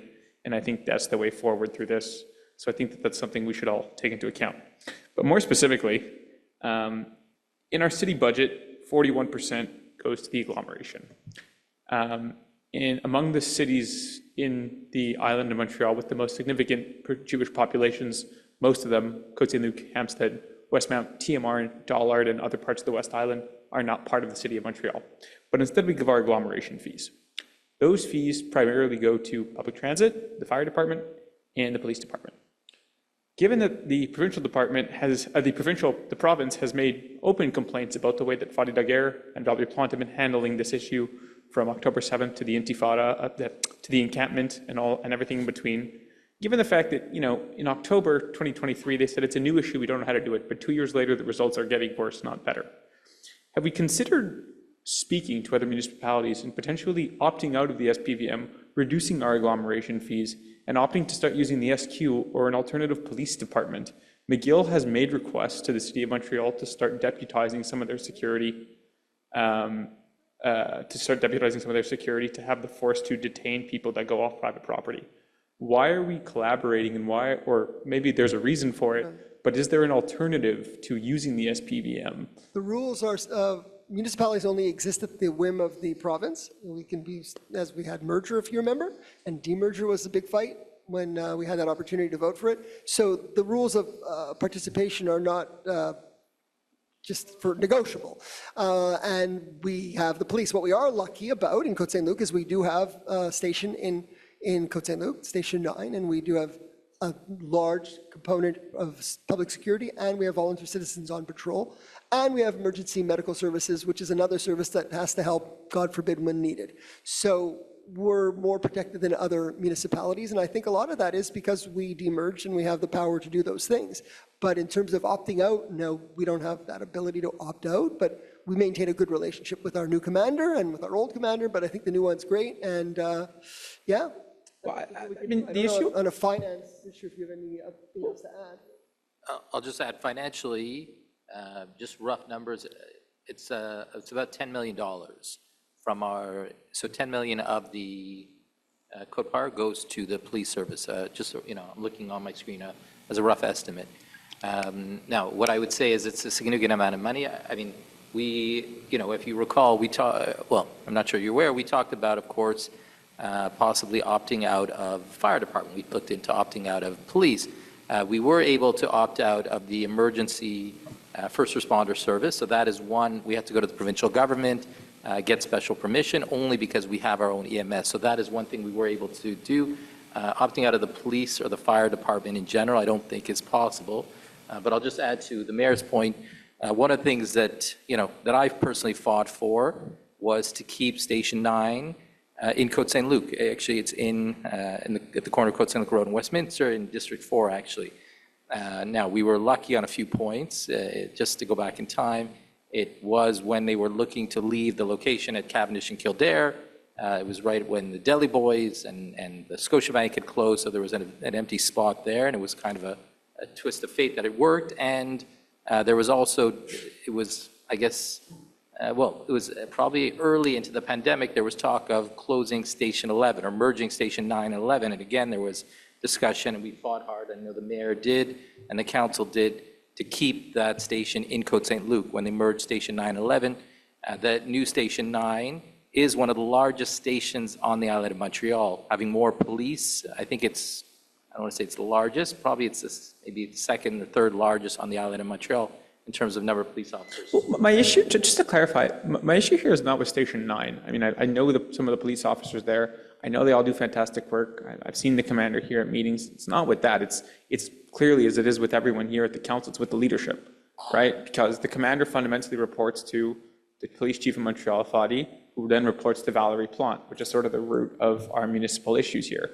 And, I understand that there are bureaucratic limitations, and not to say we should just stop paying, but maybe something to think about of just, working with other municipalities and seeing what alternative solutions there are than to being at the mercy of the central, municipal Fadi de Guerre. Right. Police department. Good point. I would just want to add, just like there's a division of powers between the federal and provincial government, so there is a clear division of powers between the agglomeration and the cities, and that division of powers was established in 2006 when the demerger was established. So the police, the fire, the water, the evaluation department, I mean, everything to do with waste management, like the end waste management, that's all part of the agglomeration. And it's sort of written in stone, practically. I mean, it's not something that can be renegotiated at this point. I mean, we're trying to renegotiate the Côte Par, and that's not going very far, and we're almost 20 years into it, right? So I don't think that's an option right now to decouple the police from the agglomeration or to get back our own police department. And even in Hampstead, I know they wanted to allow their public security to carry firearms, and that was not allowed either. So it's very rigid in terms of jurisdictions. Thank you. Thank you. Okay, so we do have, I think, 2 questions. I think there aren't any more. There's just 2 questions, and I'm the one that's going to take in charge of that today because we're short on the regular staff that is here. So one of them was from Michael Hollander. It was already addressed. It was dealing with condemning the government's announcement of the recognition of a so-called Palestinian state. That was done.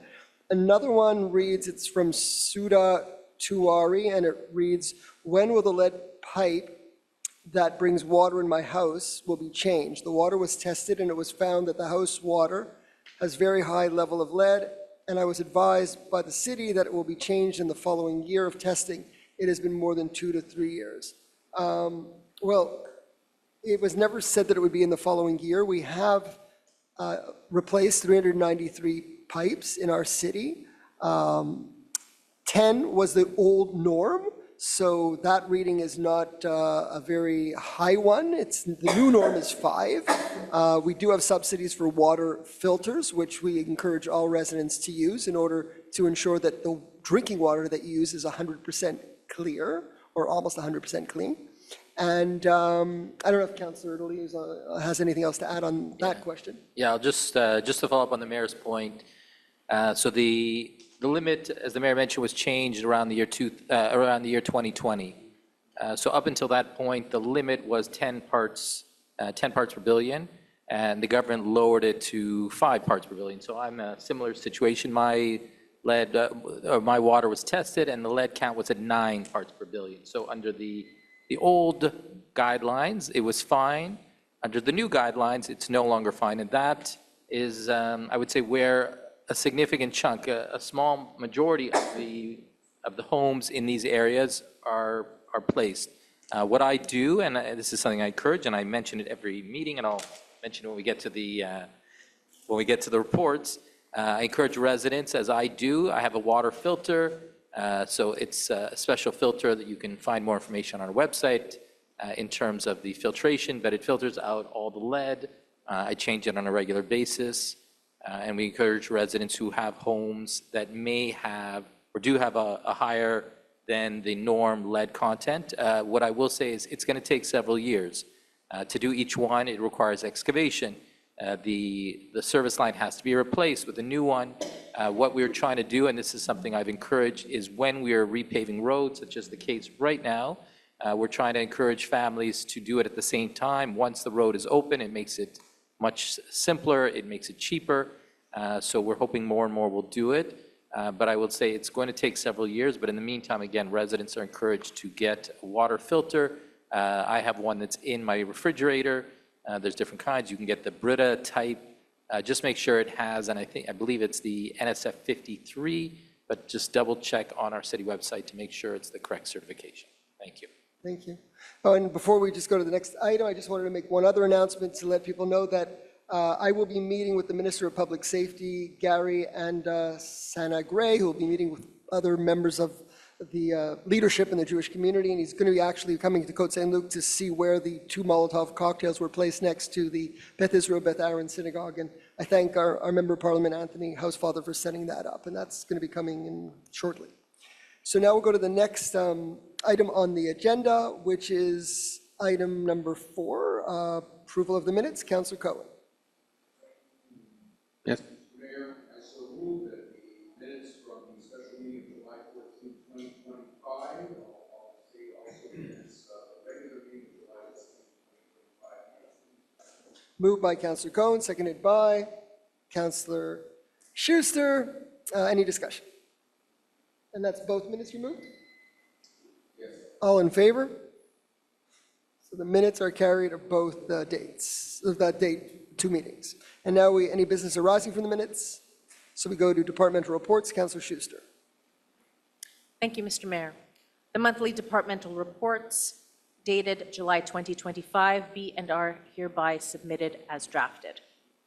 Moved by Councillor Schuster, seconded by Councillor Kajewski. Any discussion? Who wants to go first?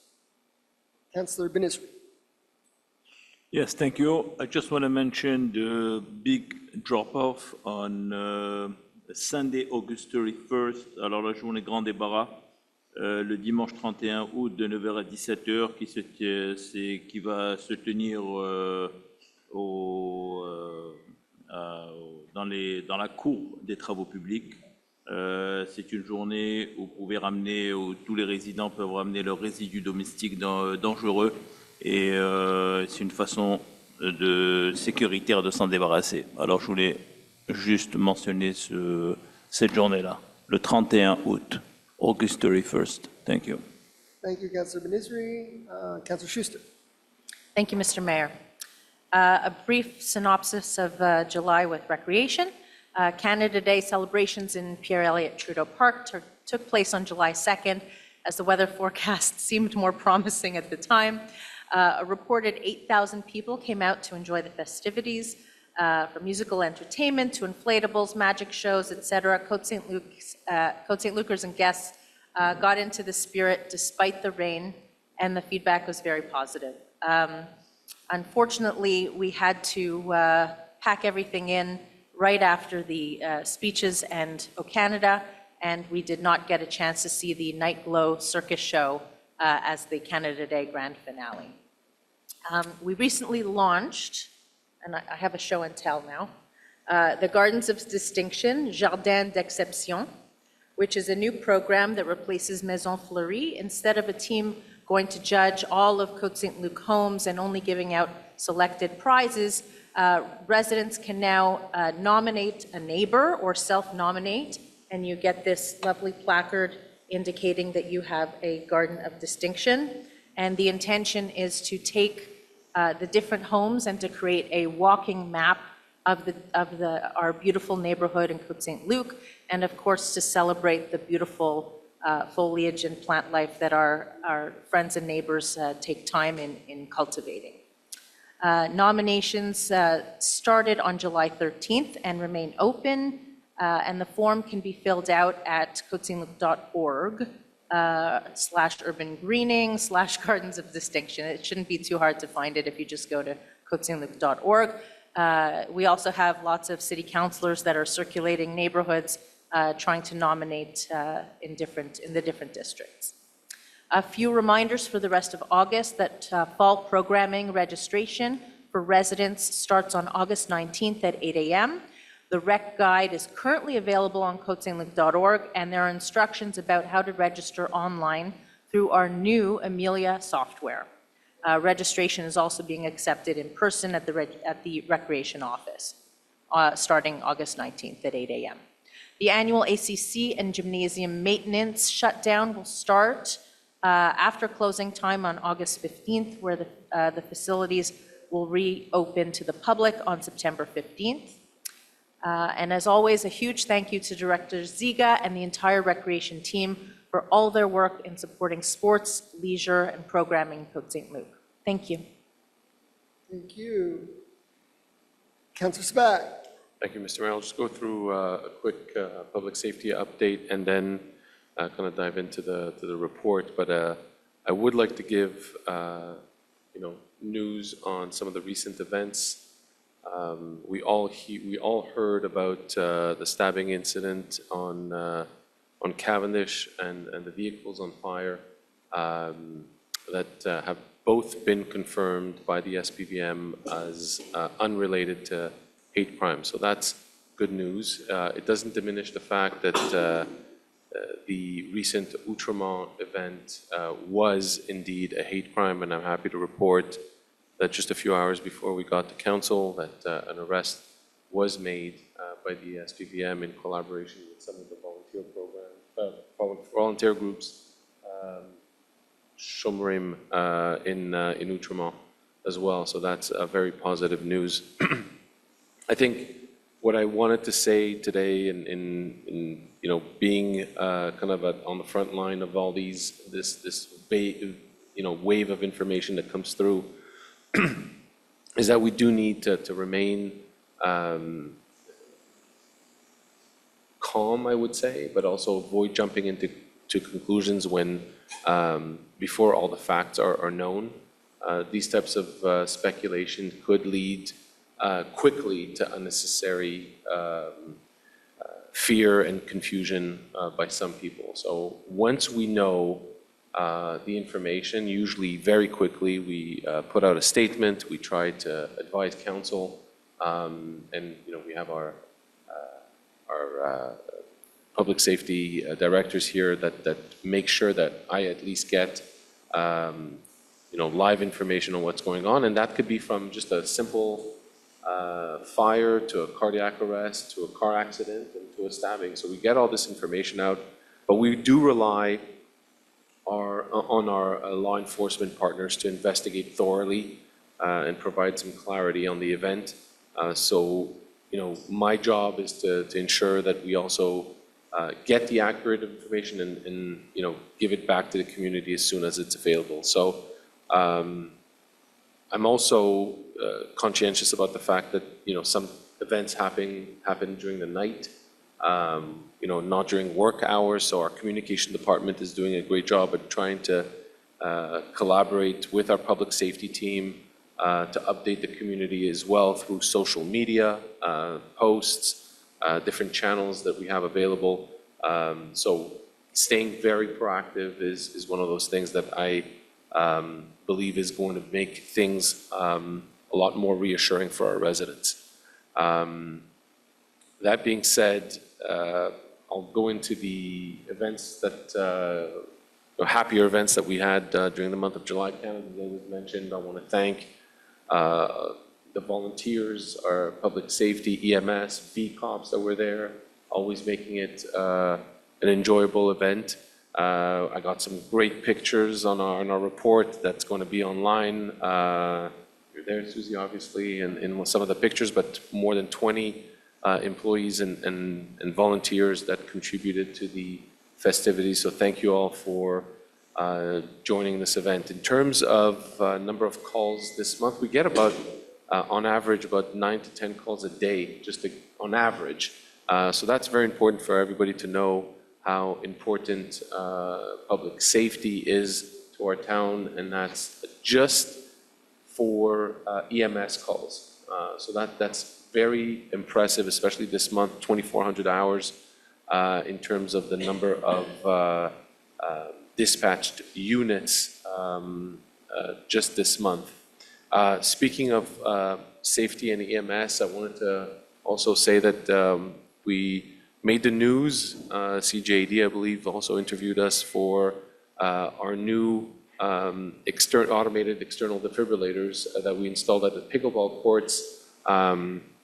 These are some of the finest courts that we have in Montreal. They're being used constantly, and we wanted to make sure that we did have a weatherproof AED, one of the first in our city, that stays cool during the summer months and then warm during the winter months, to make sure that battery optimization is there. We plan on placing more in Côte Saint-Luc as well, ensuring that we have necessary equipment to, am I talking too long? Oh, sorry about that. Sorry. We have to make sure the necessary equipment absolutely, for our resident as well. So I'm going to just quickly give an overview of, no, that's it for me. That's all I wanted to say, but thank you. You know what? I looked at it, there's no anniversaries. There's no anniversaries on the report. It just stops at, VCOP. So I apologize, but maybe next month. Maybe we don't have any anniversaries. Listen, we might not have anniversaries every single month, right? But thank you again for reminding me about these important dates. Thank you, Mr. Mayor. Thank you. Councilor Italy. Thank you, Mr. Mayor. I'll start on the finance side, and first with the follow-up to one of my earlier points. So we've had to date 61 claims for this year for water filters. So again, if you have a home that may have a lead service line, we encourage you to get a water filter until such time as the service line is replaced. And I know Councillor Cohn loves when I talk about animals, so I will mention, I was looking at the stats for dog and cat licenses. So to date this year, 528 dog licenses, only 7 cat licenses, or 7 cat permits, have been issued by the Finance Department. Switching to VCOPs, as a follow-up to Councillor Sabag's points, I want to take a moment to thank our VCOP volunteers again. So we had, in terms of hours, for individual hours, we had 662 hours in the month of July, and our VCOP volunteers drove 2,739 kilometers. Thank you to Susie and Harvey who are here, and attended, we talked about Canada Day, but attended at least a dozen special events in the month of July. On the local side, I want to mention in District 4, in addition to the new bathroom at Fletcher Park, which is really nice. Actually, I went to visit it the other day just to see, and this was several years in the making, and a thank you, of course, to our Public Works Department, but the bathroom is fully functional. There's a new water fountain next to the bathroom that has also just been fully installed, so that is working great. And I'll just mention also although it's winding down, the summer program at Fletcher Park, we had a counselor there also coming in soon, but I was just looking at the stats. Some days, there were more than 30 children at the park that were participating in this program with the Fletcher Park Camp Monitor. So I'm happy to see children using this program, and it's something we hope to continue doing next year.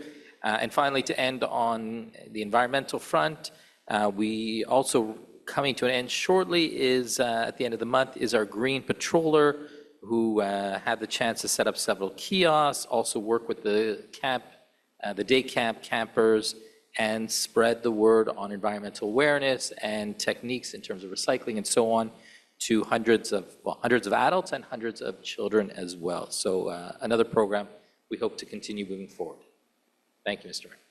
Thank you. Okay, so then who else? Councillor Cohen. There's been very lengthy reports tonight, so I'll keep mine brief. I just wanted to mention that on August the 25th, right here, Monday, August 25th at 7:15 p.m., Councillor Burku and I will co-chair a joint district meeting on a very important subject of interest to the entire community, and that is a town hall on the Cavendish extension with Mayor Brownstein, former Mayor Lidman, and Rick Lechner as our panelists. We will also have an introductory session with Beatrice Newman of Public Works, where, yes, I know it's 50 degrees out right now pretty much, but we'll be talking about snow removal, remember that. I want to thank our urban planning team, our Public Safety Director, Philip Chateauvert, and Director General Schechter for their assistance today in resolving an issue with the Equinox where their generator has been going on and off for weeks, and it was on nonstop over the weekend. And our urban planning, Andy from Urban Planning, Charles Senecal, made sure to dispatch him today. It was a miserable weekend for residents. I was in touch with them all weekend long. I spoke to the owner, and they really did a great job. And there was a part, they were missing a part. They had to get it brought in from Granby. I learned a lot over the weekend about mechanics, but it was resolved, so thank you. The Côte Saint-Luc Cats Committee will have a garage sale on Sunday at the corner of Smart Avenue and Mackle Road, starting at 10 o'clock, a fundraiser, so please go out and support that.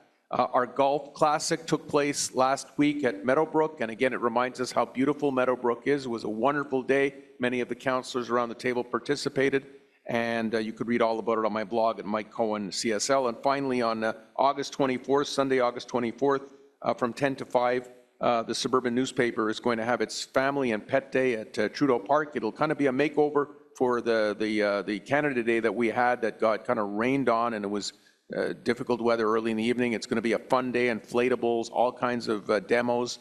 So check that out on Sunday, the 25th of August. 24th of August, and if it rains, it'll be the following Sunday. Thank you. Thank you. Councillor Kujaski? Yes, thank you, Mr. Mayor. So, yes, I like to think that I'm pretty current on things going on throughout the city, but when I started looking at the infrastructure projects that we've got going on this year, even I was surprised at the volume of things we're doing in the city. So I'd like to just briefly just go over it. I'll try at high level, but you can go on our website and have a look at the full list and details of everything we're doing infrastructure-wise in the city this summer and upcoming, including upcoming renovations to the indoor bathrooms and lockers at the outdoor Parkhaven pool. That's not even included in this. So when we're talking about park upgrades to Belon Park, Donald Fletcher Park, Dion Park, Gary Carter Field, the Dugouts, Henry Markovitz Playground at McDowell Park, Irving Singerman Park, Joshua Ezekiel Alexander Park that we did work on 2 years ago. We're putting in a new pathway there at the request of residents. At Trudeau Park, at Roback Park, and at Yitzhak Rabin Park. So all of these are primarily part of our small parks budget. So we put in new playground equipment. There's a couple of new bathrooms installed, including at Fletcher Park, which Councillor Erdely is very happy about. New playground equipment, new flag football field, new pathway at a couple of parks, new accessible bathrooms, and again, repairs of the playground equipment. When we're talking about road resurfacing, so ongoing projects, so questions should go to the engineering department, not to Public Works. These are major road projects as well as sidewalk projects. So whatever work we're doing on roads, like replacing a full road surface, we do sidewalks as well. And on most of those streets, we're doing LED light replacements as well. We've gone through this list before. I'll just briefly board in Fleet, Wavell, and Wolseley. Wavell is closer to Parkhaven, and Wolseley is between Guelph and Wavell, which is right near where I live. So I see the work ongoing, and it seems to be going very smoothly. As well, on all of those streets I just mentioned, we're going to be doing lead service pipe replacements. So I've seen those ongoing. There's about a dozen of them or so on Wolseley, and there's going to be several more on Borden and Wavell. I already mentioned sidewalks and LED lighting. We've got exterior work going on or about to begin at the ACC, which we're awarding tonight on the building envelope. I mentioned Parkhaven Pool, restoration of woodlands and planting trees. You've seen the annual line painting contracts. The work is ongoing, so feel free to say thank you to our line painting contractor. They're very nice. Had a chance to chat with them the other day as they were painting lines just next to Trudeau Park. I was playing softball. Work on the Public Works Garage, the EV charging station, and I've had a couple of questions on this. The EV charging station that was recently installed at City Hall is only going to be active in November of this year as Hydro-Quebec has to make some final connections that are under Sir Walter Scott. So you see they're installed, and I've gotten many questions about why I can't charge my EV at those stations yet. So that's upcoming in November when the final connections are made. And we've also seen the Hydro-Quebec work going on primarily the Haywood area, Redwood, near where Councillor Schuster lives. And that's, I think, going to be wrapping up in September, if I'm not mistaken. I don't know. I think September. But it's ongoing, and you can see the progress. So all that to say, we're doing a lot of work in Côte Saint-Luc. Could we do more? Sure. And we're always lobbying for more roads, more sidewalks to be done in the city because we know we always want to keep up. And I think we'll be seeing hopefully increases in those budgets as the years go on. So yeah, that's it for me. Thank you. Madam Deputy Mayor. Thank you very much, Councillor Kujaski. Does anyone else want to speak? No? Okay, so we'll move on to the next item. And a point of order, we need to vote still. Okay, so I'm calling the vote on the adoption of the monthly reports. All those in favor? So adopted. Thank you. Thank you, Councillor Erdely, for reminding me of that. And we are moving on to item 7 of the agenda. Here, I'll just follow my paper copy. It's easier. So item 7, I have the French agenda. Résolution pour l'approbation des dépenses pour le mois de juillet, Councillor Erdely. Merci, Madame la mairesse députée. Thank you. Be it resolved that the Côte Saint-Luc City Council approves the attached list of disbursements for the period of July 1st, 2025 to July 31st, 2025 for a total amount of $5,270,841.15 in Canadian funds, and that Treasurer Certificate number 25-0117, dated August 5th, 2025, has been issued by the City Treasurer, attesting to the availability of funds to cover the described expenses. Thank you. Seconded by Councillor Azarad. Any discussion? So just to give some highlights briefly, so this was somewhat of an average month. The only significant ones mentioned were a payment for the sidewalk reconstruction, which was already discussed, payment for our water services, our monthly payment, and our second installment of the CMM, the Communauté Métropolitaine de Montréal. Thank you. Thank you very much, Councillor Italy. All those in favor? Adopted. Thank you. Move on to item 7B. Just looking here, item 7B is cancellation of residual balances. Councillor Early. Thank you, Madam Deputy Mayor. Be it resolved that the Côte Saint-Luc City Council modifies the bylaws identified in the annex by replacing the expense or loan amount with the amounts indicated under the heading revised expense amount and revised loan amount in the annex by adding a provision to the effect that to discharge a portion of the expense, the municipality will allocate from its general fund the amount shown under the heading general fund in the annex. And 3, by modifying the provision concerning the allocation of a grant to indicate the amount shown under the heading grant in the annex.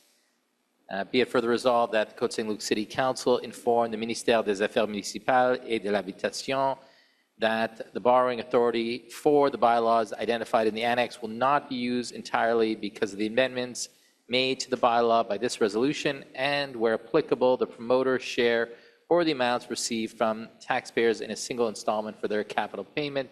The amount of these allocations are shown under the headings proponents and cash payment in annex.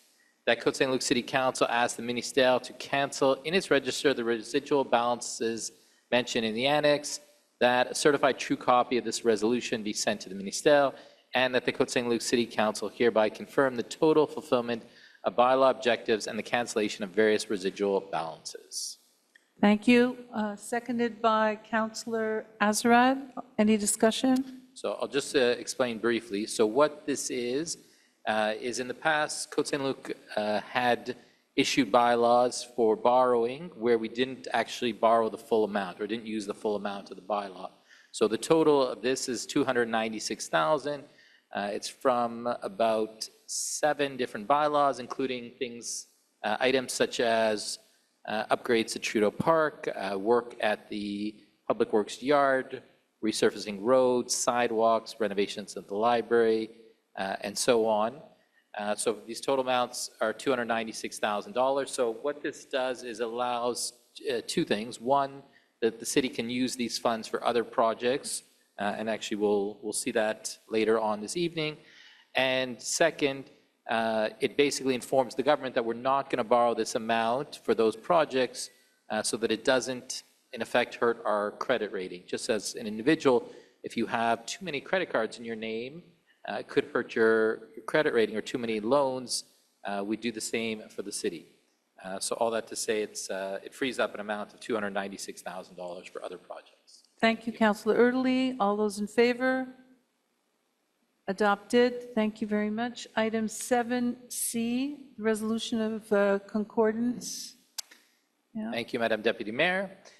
Be it resolved that the loan bylaws mentioned in the first paragraph of the preamble be financed by bonds in accordance with the following conditions. The bonds, 1 bond per maturity, will be dated August 25th, 2025. Interest will be payable semi-annually on February 25th and August 25th of each year. The bonds will not be redeemable in advance. However, they may be redeemed with the consent of the holders in accordance with the Act regarding municipal debts and loans. The bonds will be registered in the name of the Canadian Depository for Securities Limited, CDS, and filed with it. CDS will act on behalf of its participants as a registrar for the book-based system, entry agent, and paying officer in charge of the transactions regarding its members. CDS will proceed with transfer of funds according to the legal requirements of the bonds, and for that purpose, the Côte Saint-Luc City Council authorizes the city treasurer to sign the documents required by the Canadian banking system entitled Autorisation pour le plan de débit préautorisé destiné aux entreprises. CDS will make payments for the principal and interest to members through electronic fund transfers, and for this purpose, CDS will directly withdraw the required amounts from the following bank account: Royal Bank of Canada, Cavendish and Kildare branch, and that the bond shall be signed by the mayor and the city treasurer. The City of Côte Saint-Luc, as entitled by law, has mandated CDS to act as its fiscal authenticator agent, and the bonds will only become valid once they have been authenticated, and that with regard to the annual capital amortization scheduled for 2030 and subsequent years, the future terms of the following loan bylaws number 2442 and 2449 be shorter than the one originally set, i.e. for a term of 5 years as of August 25th, 2025, instead of the term prescribed for said amortizations, each subsequent issue being for the balance or part of the balance due on the loan. Thank you, Councillor Early, seconded by Councillor Azarad. Any discussion? So just to mention briefly, so this is basically to, in effect, renew a loan, just as a resident of a house may have a mortgage. They get a mortgage with a 25-year amortization, but they get a 5-year term, and every 5 years they renew it. In this case, generally, I think these are all projects that were 20-year terms.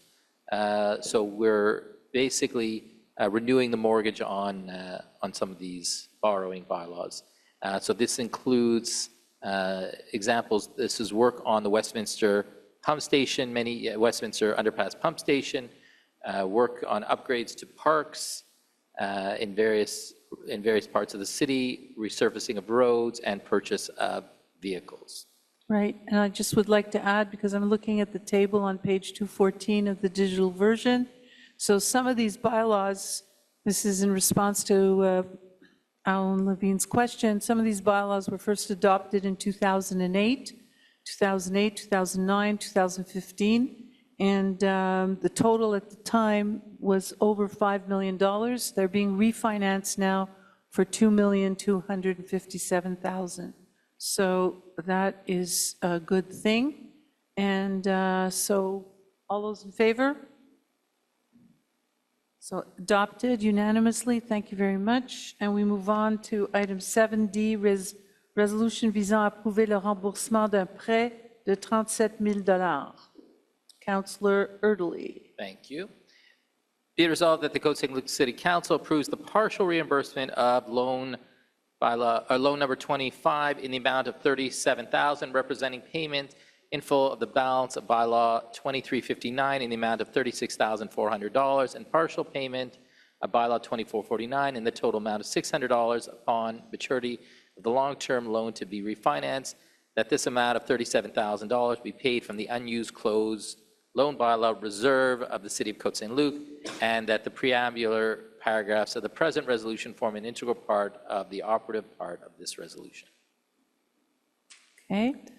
Seconded by Councillor Azarad. So just to follow up on what I was mentioning to former Councillor Levine, so when it's a small payment, in this case $37,000, it was a simple one to pay it off using, in this case actually we're using a reserve from closed bylaws, such as so this is part of the reason we close old bylaws, so it saves us money. We can pay it off, and again, moving forward, the goal is to try to hopefully borrow a bit less money, use more money from the surplus, so we bring down the overall debt of the city, which is something we've actually succeeded in doing over the last few years. Right. Thank you. Thank you very much. All those in favor? Calling the vote. Please vote. Thank you very much, and it's adopted. Move on to Human Resources, item 8A. Councillor Cohen. It's a library auxiliary. I so move that the Côte Saint-Luc City Council approves the hiring of Emily Hanfield as a library clerk, part-time position, auxiliary, effective July 22nd, 2025. The treasurer certificate number 250114, dated August 5th, 2025, has been issued by the city treasurer, tasking to the availability of funds to cover the above described expenses. Yes, thank you very much. Seconded by Councillor Schuster. All those in favor? Adopted. Item 8B, Councillor Cohn. Yes, I so move that the Côte Saint-Luc City Council approves the hiring of Hannah Weaver as a library technician auxiliary part-time position effective July 31st, 2025. That Treasurer's Certificate number 250115 dated August 5th, 2025 has been issued by the City Treasurer, testing the availability of funds to cover the above described expenses. Seconded by Councillor Schuster. All those in favor? Adopted. Item 8C, hiring of white-collar employee. Councillor Schuster. Thank you, Deputy Mayor. Be it resolved that Côte Saint-Luc City Council approves the hiring of a white-collar auxiliary employee whose name is listed on the document titled Auxiliary Employees White Collars Hiring, dated July 31st, 2025, and that said employee's terms of employment will be as per the conditions of the collective agreement. That Treasurer's Certificate number 25-0113 dated August 5th, 2025 has been issued by the City Treasurer attesting to the availability of funds to cover the above described expenses. Thank you. Seconded by Councillor Sabag. All those in favor? Just to, okay. Oh, you want to Just to clarify that it's a lifeguard/instructor. Okay, that's good. So all those in favor, it's adopted. And now the hiring of a law student. I was going to do it. Maybe Councillor Schuster, you would like to do it. Councillor 8D. Item 8D. Oh, okay, perfect. There you go.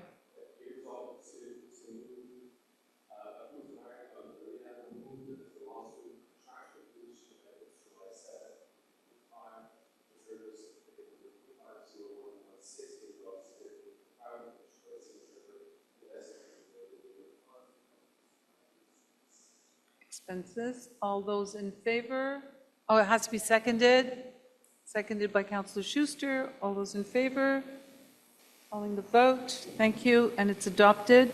And Councillor Sabag, you can do item 8E now, the payment of an invoice for the UMQ.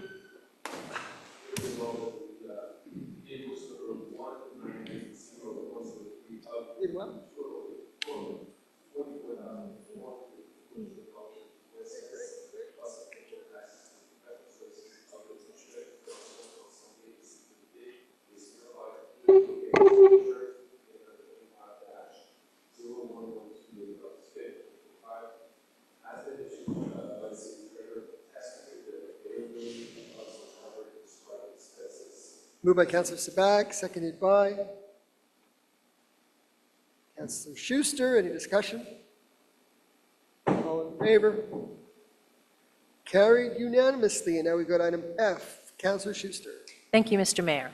Be it resolved that Côte Saint-Luc City Council approves the hiring of Bernard Ouzan as a sports supervisor, one-year management contract position, effective July 14th, 2025. That Treasurer's Certificate number 25-0111, dated August 5th, 2025, has been issued by the City Treasurer, attesting to the availability of funds to cover the above described expenses. Moved by Councillor Schuster, seconded by Councillor Azarad. Any discussion? All in favor? Carried unanimously, and we go to item G. Councillor Binizri. Merci, Monsieur le Maire. Est résolu que le conseil municipal de Côte Saint-Luc ratifie l'embauche de Adam Gouzeau et Richard Allen à titre de préposés aux travaux généraux, temps plein auxiliaire col bleu. Que le certificat du trésorier numéro 25-0110, daté du 5 août 2025, a été émis par le trésorier de la ville, attestant la disponibilité des fonds pour couvrir les dépenses décrites ci-dessus. Proposé par le conseiller Binizri et appuyé par le conseiller Azarad. Est-ce qu'il y a des discussions? Non? Tout le monde en faveur? OK. Appuyé unanimement. And now we go to number 9A, Councillor, I think it's Councillor Berger that's doing this one? Yeah, Councillor Berger.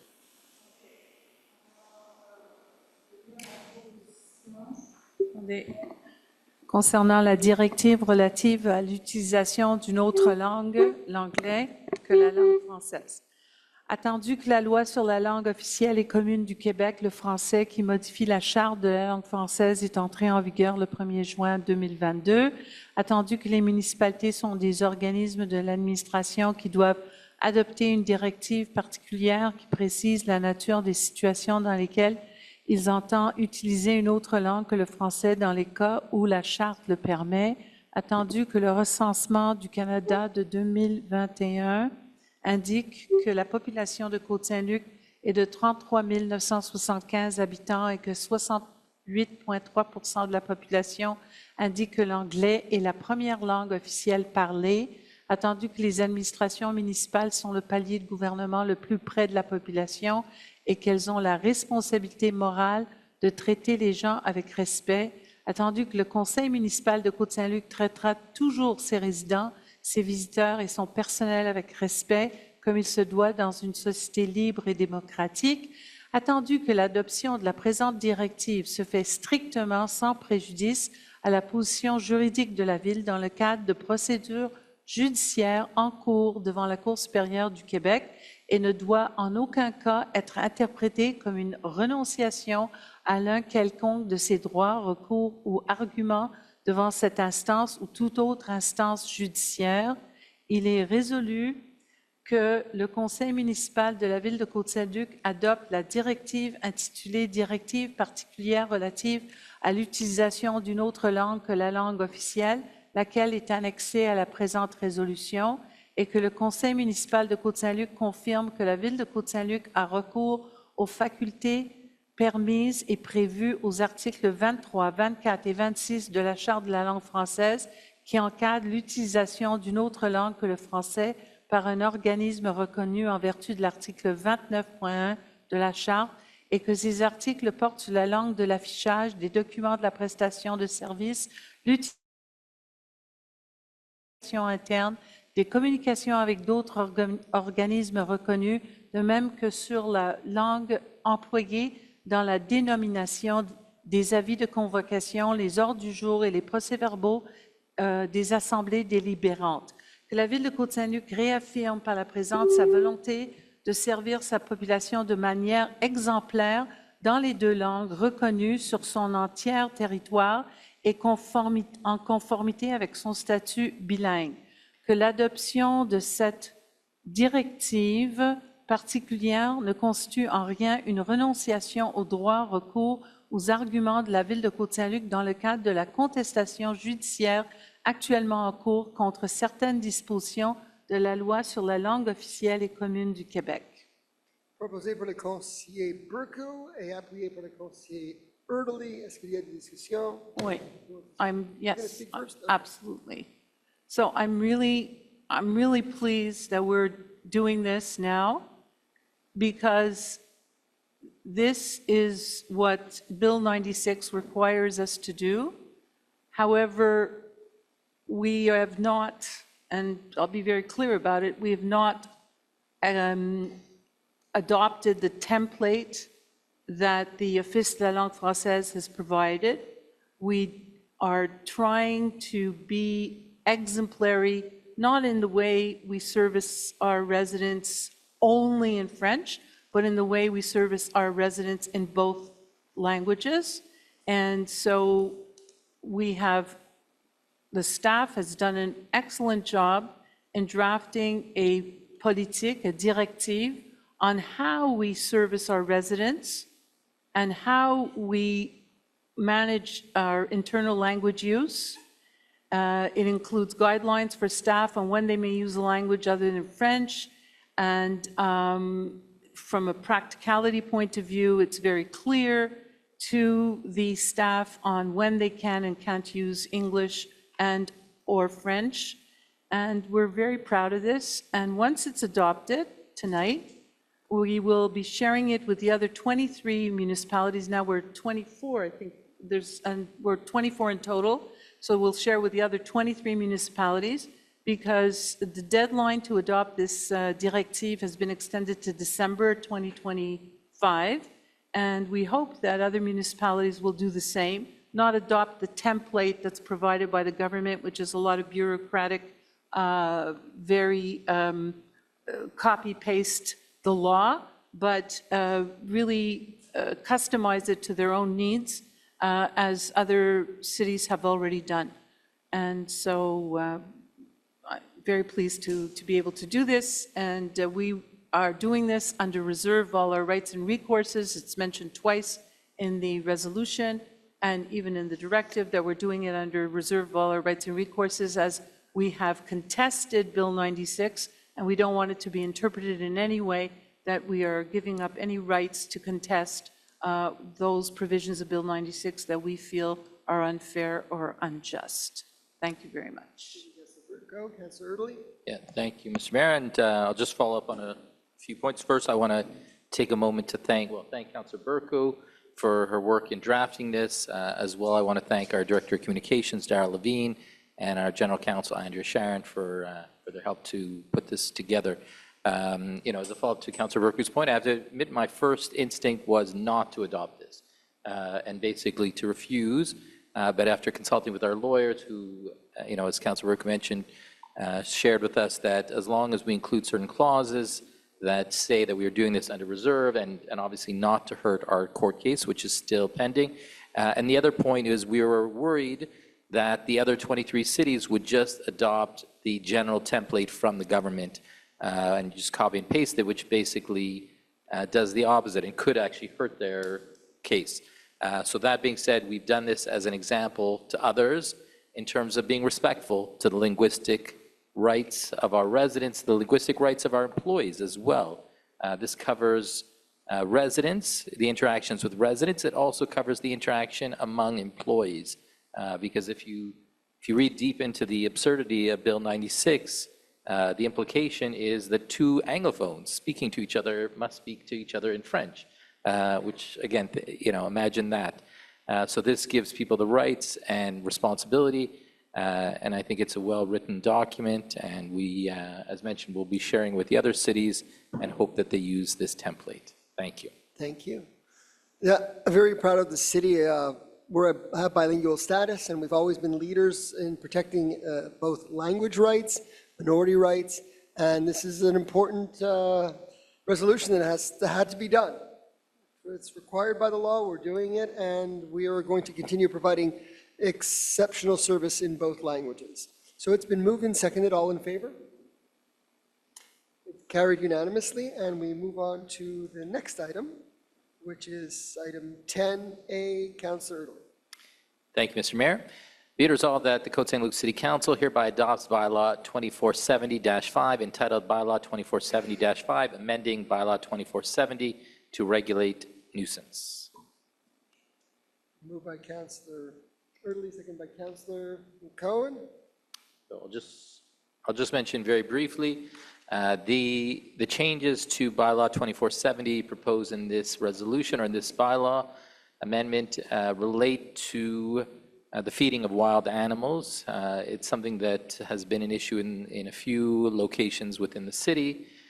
So what this does is it limits the number of bird feeders a resident could have on their property to a maximum of 2. It says that the bird feeders should be designed to not allow wild animals to feed off of these bird feeders, such as squirrels or raccoons and so on. They must be maintained in good functioning order and maintain sanitary conditions, not leaving bird feed on the ground. And as well, if there are bird droppings, they must be cleaned up because we don't want to have an unsanitary condition. And I'll just mention a thank you to some of the residents in my district who brought this issue to my attention, and I'm happy that we're able to adopt this evening. Thank you. Thank you, Councilor Erdely. It's been moved and seconded. All in favor? Mr. Mayor, I want to speak. Councilor Cohen. I just want to make a quick comment. I want people to be aware of this bylaw.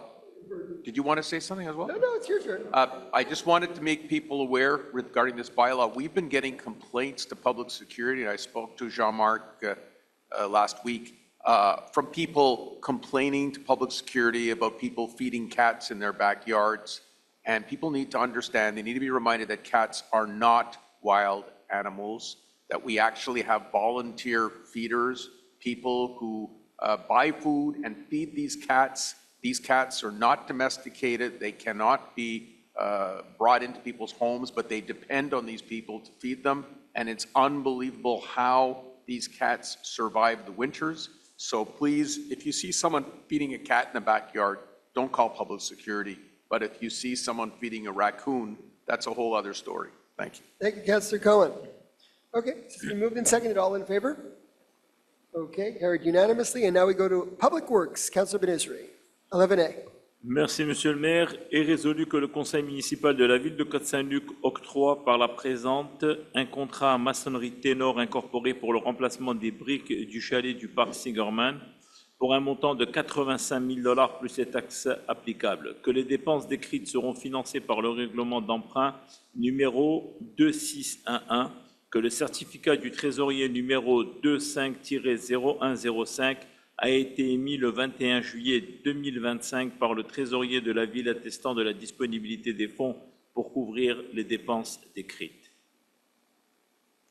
Proposé par le conseiller Ben-Israel et appuyé par le conseiller Burton. Okay, go ahead. Singerman Park, that was it. Any discussion? No? Tout le monde en favor? He's in favor. Orange in favor, we're all in favor. Okay, next. 11B, Councillor Ben-Israel. Yeah, yes, thank you, Mr. Mayor. Just going to the page. Here we are. Voilà.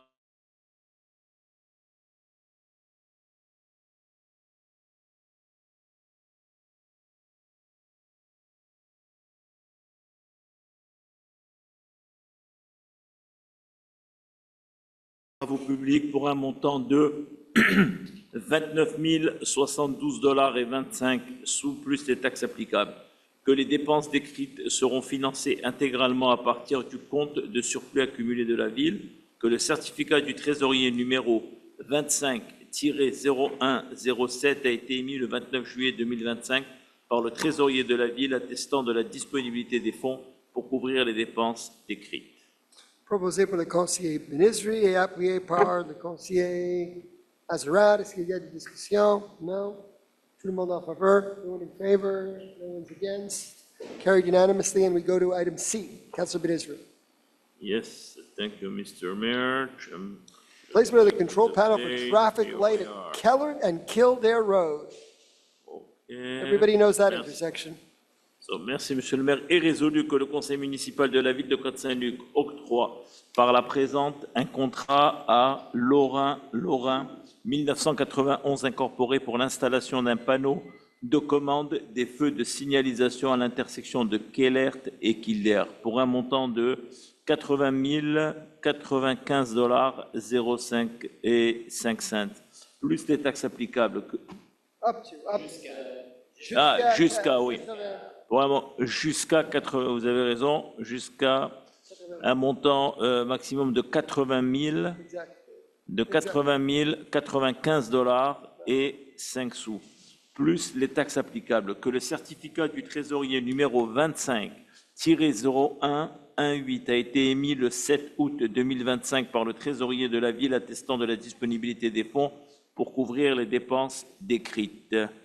Je vais juste, pour finir, je pense qu'on a un petit changement. Voilà. Que la ville de Côte Saint-Luc soit par la présente autorisée à intenter toutes les poursuites judiciaires nécessaires contre les parties responsables afin de recouvrer les montants correspondant aux dommages subis et réclamés en vertu des polices d'assurance applicables ou après de tout tiers responsable de l'incident conformément aux lois en vigueur ou, dans l'alternative, régler la dette pour un montant de 84 780 $ et 31 sous, plus toutes les taxes applicables. Merci. OK, proposé par le conseiller Ben-Israel et appuyé par le conseiller Azarad. Est-ce qu'il y a des discussions? So this is a long-awaited repair that's needed for the lights. There was an accident and there was damage to that traffic light section, and hopefully we're going to get that control panel installed and repaired. All in favor? Carried unanimously, and we go to recreation. And Mr. Mayor, just a little clarification. Also, we're also asking that the insurer of the driver who was responsible for the accident reimburse the city up to the total capital amount of the debt plus an administration fee of $3,000. Thank you. Thank you. Thank you for that. Schechter the collector. Schechter the collector, that's what we call him, Schechter the collector. Schechter the collector. Schechter the collector, keep on getting the money in. That's how we have the surplus. Okay, great. So that one's been carried unanimously, and we move to, go ahead. What do you want to say? We voted, everyone was unanimous. And now we go to Recreation, which is 12A. Councilor Schuster. Thank you, Mr. Mayor. Be it resolved that Côte Saint-Luc City Council hereby adopts Bylaw 2654, entitled Bylaw 2654, creating the fee schedule for culture, sports, and leisure activities from the fall of 2025 to the winter of 2026. Moved by Councilor Schuster, seconded by Councilor Sabag. Any discussion? This was a resolution that was previously tabled, and we gave notice of motion. Now we're adopting it. All in favor? No one's against, so we're carried unanimously, and we go to 12B. Councilor Schuster. No, that's Councilor Brooke who's moving that. Councilor Brooke is moving that one? Okay. Resolution authorizing the city to process and issue payments related to the agreement with the City of Montreal regarding Alliance for Solidarity Program and Quebec Social Initiatives. Okay, yeah, that should say, okay, go ahead.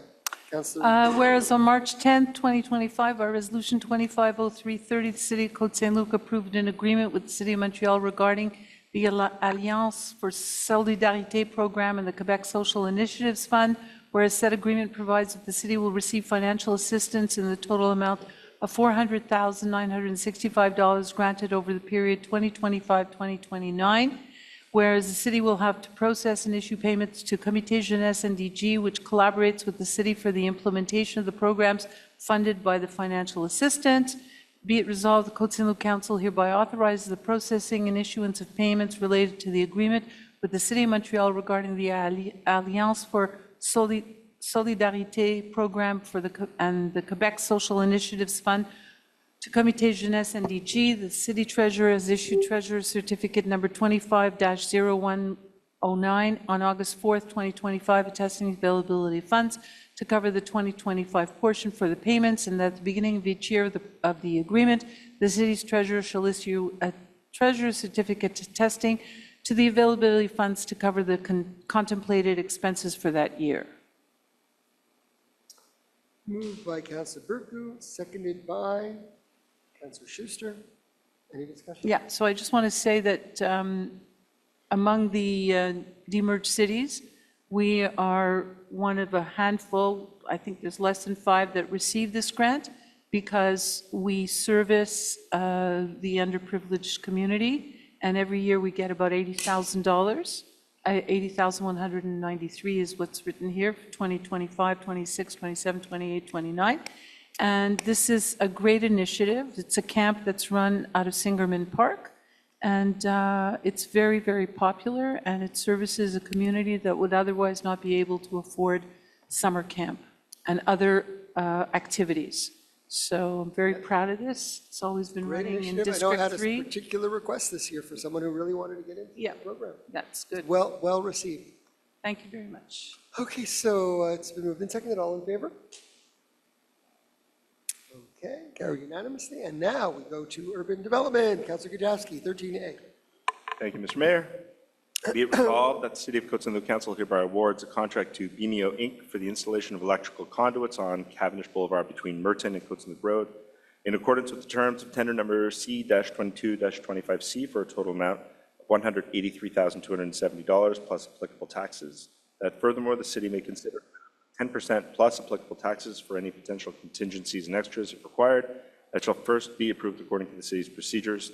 That the described expenses shall be financed from loan bylaw number 2646. That treasurer certificate number 25-0103 dated July 18th, 2025 has been issued by the city treasurer attesting to the availability of funds to cover the described expenses.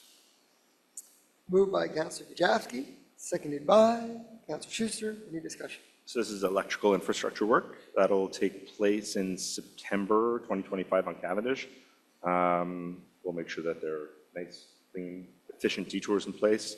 And the project came in under budget, which is great news. Always. Okay. It's been moved and seconded. All in favor? Carried unanimously. And now we go to B. Councilor Kajewski. Thank you, Mr. Mayor. Be it resolved that the City of Côte Saint-Luc Council hereby declares the bid of Les Entreprises Verrecchia Inc. as documentarily non-conforming, therefore this bid is rejected. That the Côte Saint-Luc City Council hereby awards a contract for exterior work to restore the building envelope of the City of Côte Saint-Luc's Aquatic and Community Center to Pichet Construction for the amount of $1,565,843.23 plus applicable taxes, plus the additional options related to the gutters of the front awning and the ceiling of the curtain walls in the amount of $24,640 plus applicable taxes, for a total of $1,590,483.23 plus applicable taxes. That furthermore, the city may consider an amount of 15% plus applicable taxes for any potential contingencies and extras if required. That shall first be approved according to the city's procedures. That the described expenses shall be financed from the loan bylaws number 2590, 2608, and 2623. That treasurer certificate number 25-0108 has been issued by the city treasurer on July 30th, 2025, attesting to the availability of funds to cover the above described expenses. Moved by Councilor Kajewski, seconded by Councilor Schuster. Any discussion? Yeah, so I mentioned this earlier just in passing that we're going to be doing this work on the building envelope of the ACC, plus additional work on the roof and gutters. So we hope to recoup at least a portion of this as it relates to the ongoing lawsuit against Parmelo Construction as it relates to deficiencies in the construction of the ACC. It's moved and seconded. All in favor? Opposed? Carried unanimously. We move to the next item, which is 14. We have a bunch, so you'll go right through them. Councilor Kajewski. Thank you, Mr. Mayor. Be it resolved that the site planning and architectural integration program showing facade modifications to the existing detached single-family dwelling on lot 1560803 and prepared for the planning advisory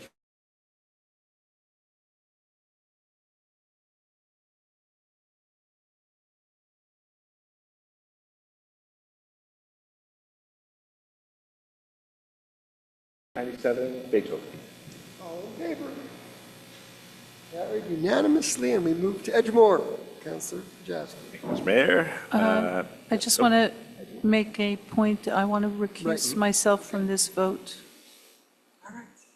Edgemore? Yeah, Edgemore. Okay. Be it resolved that the site planning and architectural integration program showing facade modifications to the existing detached single-family dwelling on lot 1054442 and prepared by Ariel Aron Architect for the Planning Advisory Committee meeting of July 2nd, 2025 and revised on July 11th, 2025 be approved according to the provisions of Chapter 14 of Bylaw 2217 of the City of Côte Saint-Luc. Moved by Councilor Kajewski, seconded by Councilor Kajewski. Any discussion? This was facade mod. Hold on a second, just want to make sure I'm talking about the correct property. Councilor Burku not voting threw me off.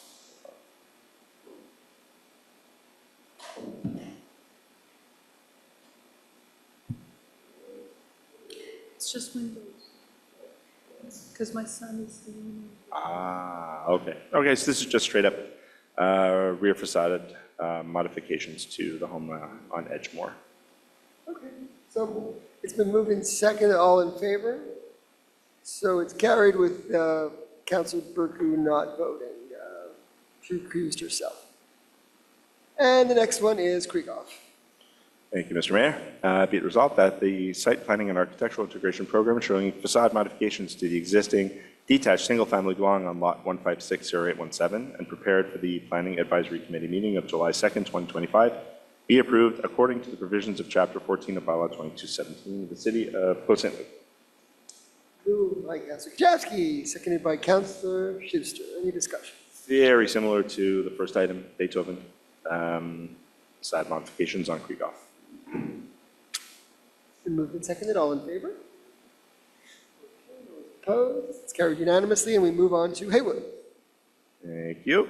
Be it resolved that the site planning and architectural integration program showing rear facade modifications to the existing semi-detached two-family dwelling on lot 156-1844 and prepared for the Planning Advisory Committee meeting of July 2nd, 2025, be approved according to the provisions of Chapter 14 of Bylaw 2217 of the City of Côte Saint-Luc.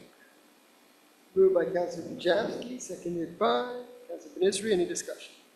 Haywood, rear facade modifications, new balcony and under balcony. Okay, all in favor?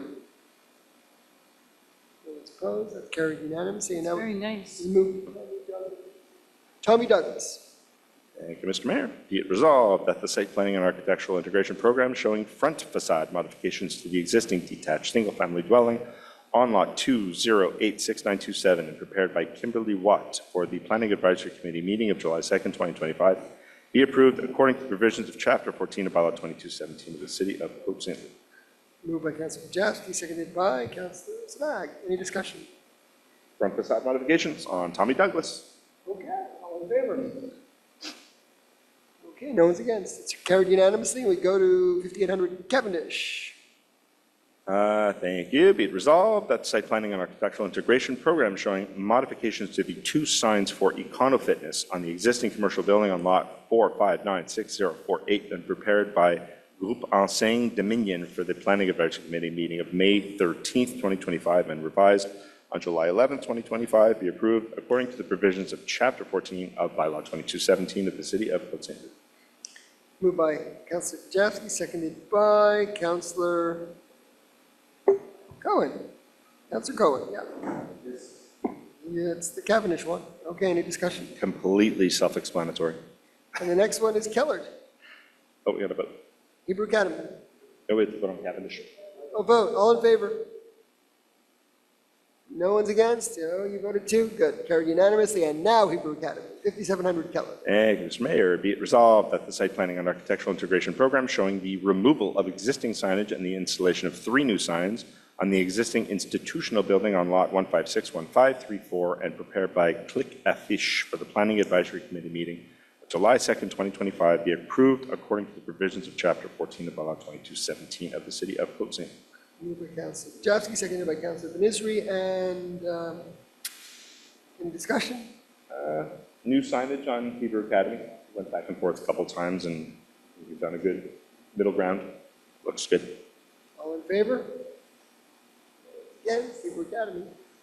Carried unanimously. And now we go to the minor exemption for Hebrew Academy. Thank you, Mr. Mayor. Be it resolved that in accordance with the provisions of bylaw number 2632, the request for a minor exemption regarding the property located at 5700 Keller, lot 1561534, be and is hereby approved, the whole as more amply delineated hereunder. The request is to allow the installation of a maximum of 3 signs on the front facade instead of a maximum of 2 signs as approved under minor exemption number CA02180199, allowing a maximum of 2 signs instead of a maximum of 1 sign.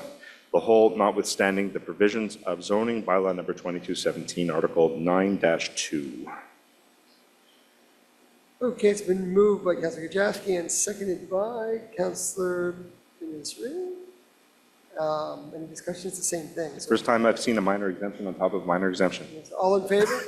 All in favor, once again? Carried unanimously. And now we go to the stance. Councilor Sabag. Stance of the Agri.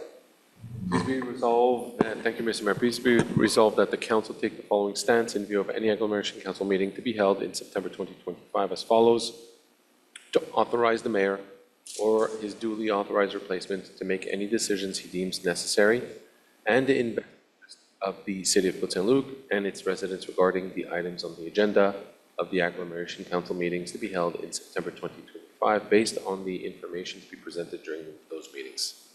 Moved by Councilor Sabag, seconded by Councilor Cohen. Any discussion? No. All in favor? Carried unanimously. And now other business? No other business? Second question period. Any questions from the audience? So go ahead. Okay, go ahead, Mr. Levine. Actually, maybe, I would just wonder if Councilor Schuster would answer the question for me. Under F in human resources, the hiring of a sports supervisor, management fixed position. I would just, I'd just like a little more information on it. Is it in swimming? Is it in soccer? What is the supervisor? Do you know?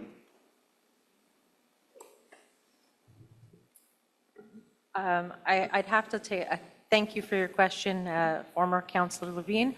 I have to take a look at the org chart. I believe it's a part-time position. For weekend, it might, I can't recall if it was pickleball, no. It was we just talked. What's the item number? Yeah, it is part-time to cover weekend. Steven's going to find it in a second. Weekend shift. It's Bernard Ouzon for organized sports, that's right. It's okay, you can email me, when you get the details, you can I email can me. absolutely email 8C, right? You're talking about 8C? 8F? F, yeah. 8F. Hiring of a sports supervisor, 8F. Yeah. Organized sports. Sports, yeah. Remember Victor? Yeah, Victor, yeah? Victor goes to the field and makes checks to see if there was the baseball and all the equipment, et cetera. And Victor, Is very, very sick, yes. okay, so, but he's still hired by the city, still working for the city, and now, the Bernard is going to take it. Well, that's the information I wanted. Thank you so much. Okay, thank you. It's a temporary position for now. Sure, go ahead. David Torchman? Thank you. Regarding item 13B, so I know the ACC has been plagued with various issues since its construction. I'm a little disturbed as an engineer to hear that a building that's under 15 years old has another $1 million plus in of an issue regarding the building envelope. So sort of understand what needs to happen. I'm interested in how much we've spent on legal fees related to this issue with Pomerleau since the inception of the building. And again, if you can just clarify, how much was the contract for? 1.5 million, okay. Major sector, we're going to have you give details. Possible on this particular item? Okay.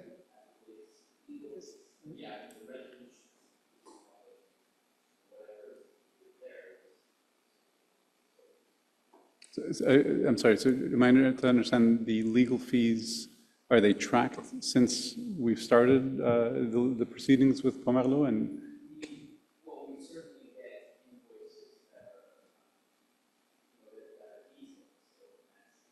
are okay. So I would be able to get access to that information? we generally we go through the process and analyze what we're looking at. So just so that I understand, you're not asking invoices themselves. Even if it's an approximate plus or minus 10%, just to know. He has to do an access to information request, but Councillor Kujawski, do you have anything? No, to add? just about the project itself, to be clear, there would be building envelope work required at some point anyways. It's just, we want to include it in the Pomerleau claim because it's earlier than we would expect to do building envelope work on the ACC. But No, it would within be 15 coming years, in the relative near future. I mean, I'd about 20 suggest years or 25 years. We say but less building than envelope. more if we're in a litigation. Yeah, about exactly. Legal problems and Yeah. what we're claiming. But certainly it will be. So, yeah, part but of the anything that we're allowed to provide is generally through access to information. Every time there's a drip of water that comes up that roof, it goes into the claim. Thank you. Okay, great. That's a great comment. Okay, any other questions? Call for adjournment. Councillor Schuster, second. All in favor of adjournment? We're adjourned.